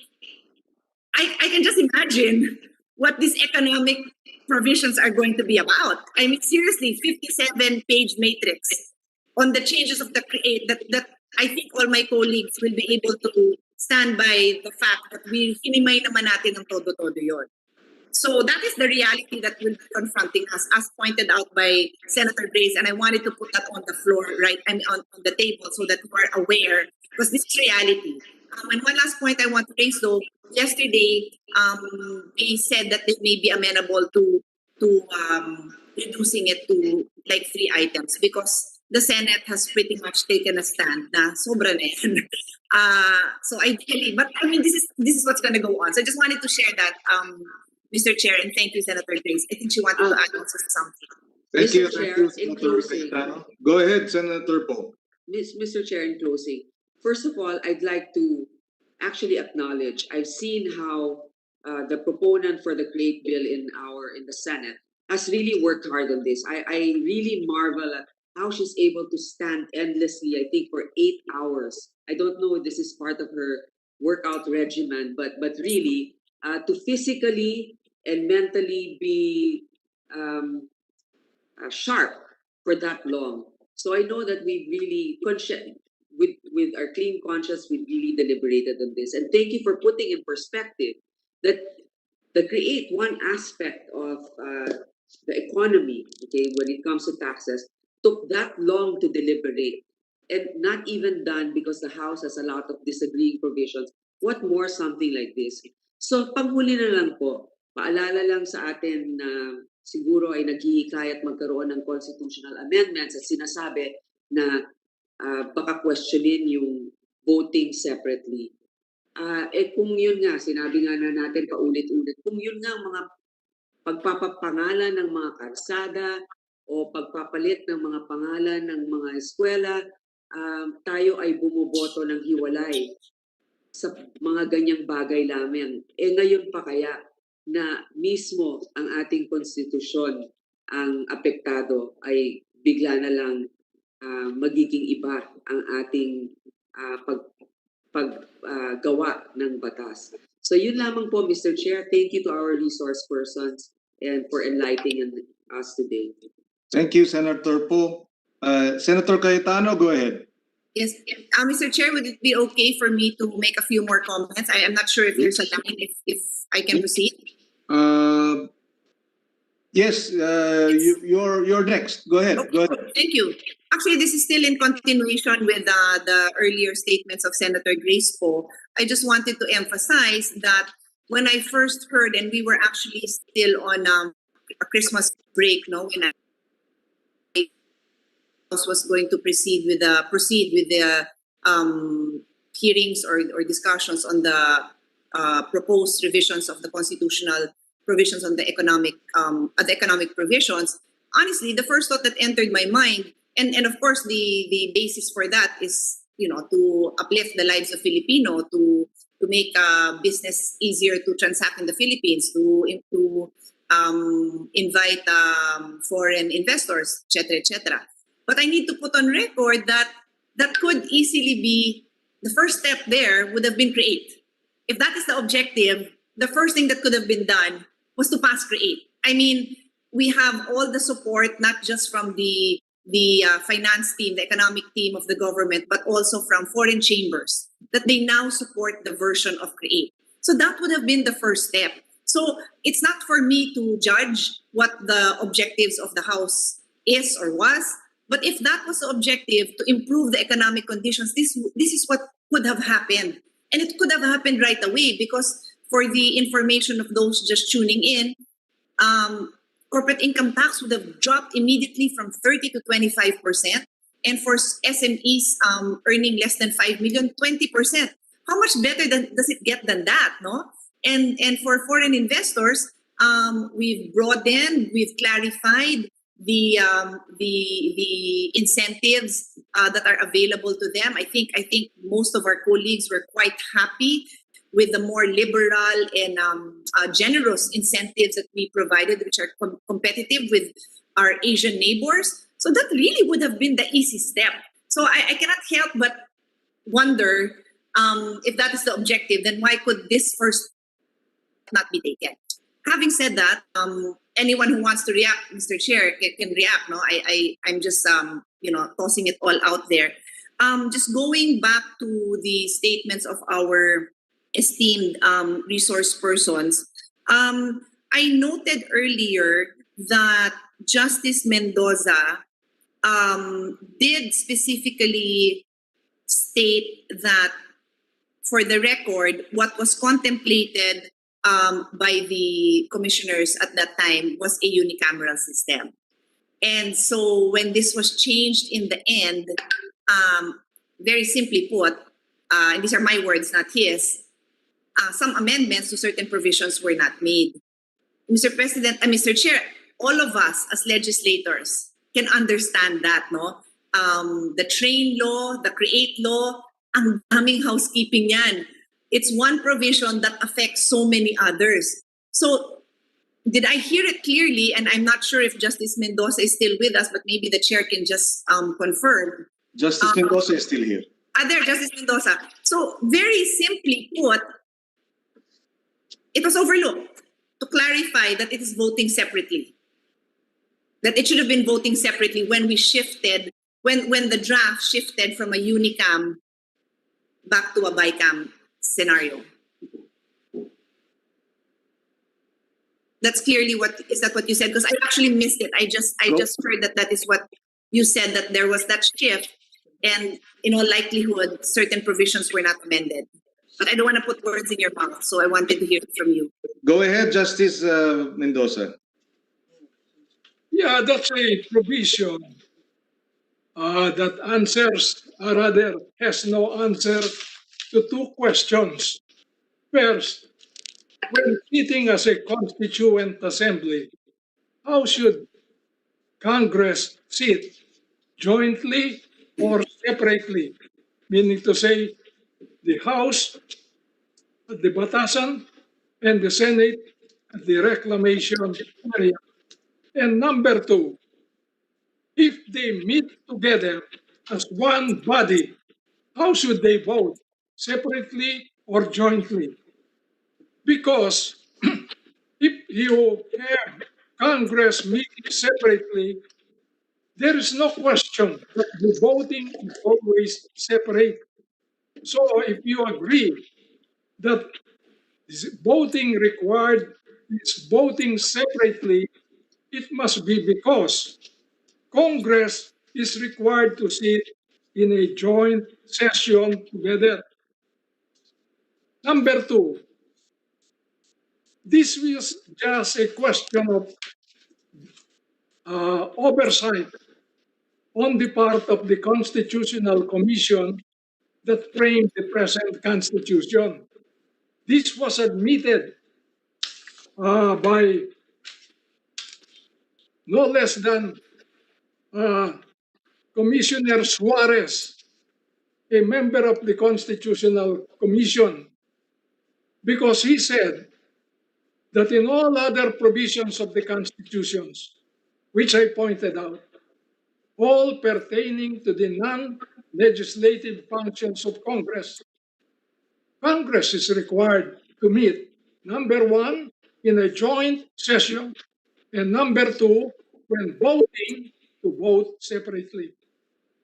You're going to discuss such fundamental question as the economic provisions of the Constitution. The Constitution, I pointed out, provides for an independent, self-reliant national economy controlled by Filipinos. You're going to liberalize that. Don't you think that it is wise and prudent if the two houses of Congress should meet jointly so that they can discuss the question regardless of status, whether as senators or congressmen, but simply as members of a constituent assembly? It is better that they break bread together than leaving simply any differences that they might have if they voted separately to a bicam. What is better than the Congress as a whole meetings jointly rather than leaving these matters of disagreements to a bicam? The members of the assembly can discuss freely, face to face. So there's every reason for requiring that they meet jointly. And there are 5 provisions in the Constitution which require really that they should meet jointly and separately both. So it's not an error, it's simply oversight to make the same amendment that they made in other provisions, put this in the same, meaning to say the phrase joint session assembled, put this also in Article 17. Senator Grace Poe said, two questions are not in the Constitution. How should they vote? Number two, how should they sit? If there is agreement that they should vote separately, even though that's not in the Constitution, what is the hesitation for both meeting separately, which is also not in the Constitution, but admittedly a question of oversight on the part of those who wrote the Constitution?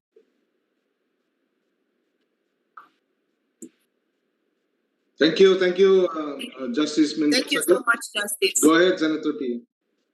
No, I was also just saying thank you to my former professor. I continue to learn a lot from his wisdom. Our former professor. Our. Although hindi yata tayo sabay na classmate sa kanya, no? But I have very fond memories of being in his class. And I'm so happy to see you here today, sir. Yeah, so that's actually what I wanted to point out, Mr. Chair, that I think any of us who has defended a complex bill, and sometimes it's not even that complex, and yet that belatedly our staff will remind us na, ay sir, kailangan palitan nyo to para consistent dun sa mga una. That happens to me so often, no? And that's why a bill like CREATE, we needed so much time to do the housekeeping because there were so many interrelated provisions, no, on basically the National Internal Revenue Code. So my point is similar to what Justice Mendoza was making, that there's an oversight here, but we can take be guided by what was the intention and what is it that what foreseen in the drafting of the Constitution as a whole. My personal takeaway is that I don't have any strong feelings about sitting jointly or sitting separately, but I was listening carefully to Justice Mendoza about, hearing, going through the debates together. I have no issue about that. In fact, we end up repeating that. My colleagues and I all know that, when we have an important bill, separate hearings go on almost simultaneously. Sometimes our resource persons will say they're not available today because they're in the House. So I personally have no major issue with that. No? To me, it's really a matter of efficiency. But on the voting separately, we are two separate houses, then I feel strongly that that should have always been the interpretation. And I think Senator Kiko and I had our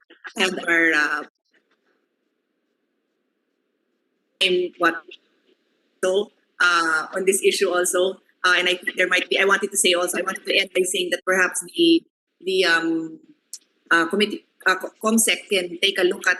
I'm not sure. It might have been Senator Miriam. Do you recall, Senator Kiko? I think she had hearings on this also. Yes. But maybe I'm sure the COMSEC has records also of various resource persons who attended. We will take a look at that, Senator Pia. Okay, that's all. Thank you very much. Yes, thank you, Senator Pia. Just on that matter of an oversight and the intent of the framers, we would also like to put on record one of the provisions, another provision in the Constitution that we felt then was there was an oversight in terms of representation, and because of the rush to pass or the amendment that led to a bicameral rather than a unicameral Congress, was the composition of the Judicial and Bar Council. The provisions in the Constitution provide just for one representative of Congress, when in fact, precisely the intent of the framers initially was a unicameral Congress and then shifted to a bicameral Congress, but forgot inadvertently to amend that particular provision on the JBC to provide for two members rather than a member of Congress.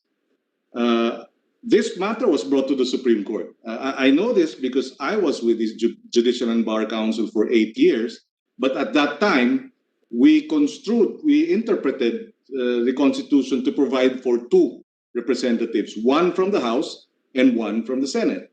And that was the practice until 2013, if I recall correctly, when the matter was brought before the Supreme Court and finally affirmed in 2017. And the Supreme Court ruled that there can only be one representative of Congress rather than two. So that might, again, be instructive in terms of how the Supreme Court may interpret what we felt to be an inadvertence, a failure to correct some provisions in the Constitution because of the shift, the vote by one, as manifested earlier and explained by Commissioner Monsod, a vote of one vote in favor of a bicameral Congress. So just for the record, we just wanted to put that on record. So the ruling of the Supreme Court in the representation of Congress in the JBC is that there can only be one. So ang nangyari ngayon, I think nag-alternate yung Senate at yung House. So when I feel that since it's an inadvertence, it should be two representatives, one from the House and one from the Senate. Anyway, that's just an obiter dictum, for lack of a better term, on this discussion. Therefore, with that, are there other questions from our members of the committee, our distinguished senators? Kung wala na, we can now proceed with the other matters. Just for the record, this is not the last hearing. We will proceed to a second hearing and this time have a more lengthy discussion on the substance. Earlier, nagka-problema lang because the PCCI had poor connection, but we have discussed this with them and our committee secretary, and that they will submit their position. We are also requesting for those who have not submitted their official position papers to please submit them to our committee secretary. We also would like to place on record that there are position papers that have been submitted to us, even if they were not invited, and we welcome this, from the Kapatiran, ang Kapatiran Alliance for the Common Good, as well as Tanggulang Demokrasya or Tandem Incorporated. And we would like to also make it public and appeal to the public if they feel strongly about their positions on these issues, that we welcome position papers to be submitted to us. Unless there are other items, we can proceed to suspend this hearing, and we will call another hearing, and we will to be announced. With that, we would like to thank our colleagues for attending this session. We would like of the hearing rather. We would also like to thank our resource persons for this opportunity to hear your positions on the matter. And since there are no other items and there are no other matters to be attended to in this hearing, we are therefore suspending the hearing and we will resume at a later date and at a later time. Thank you very much. Magandang hapon sa kanilang lahat at maraming salamat.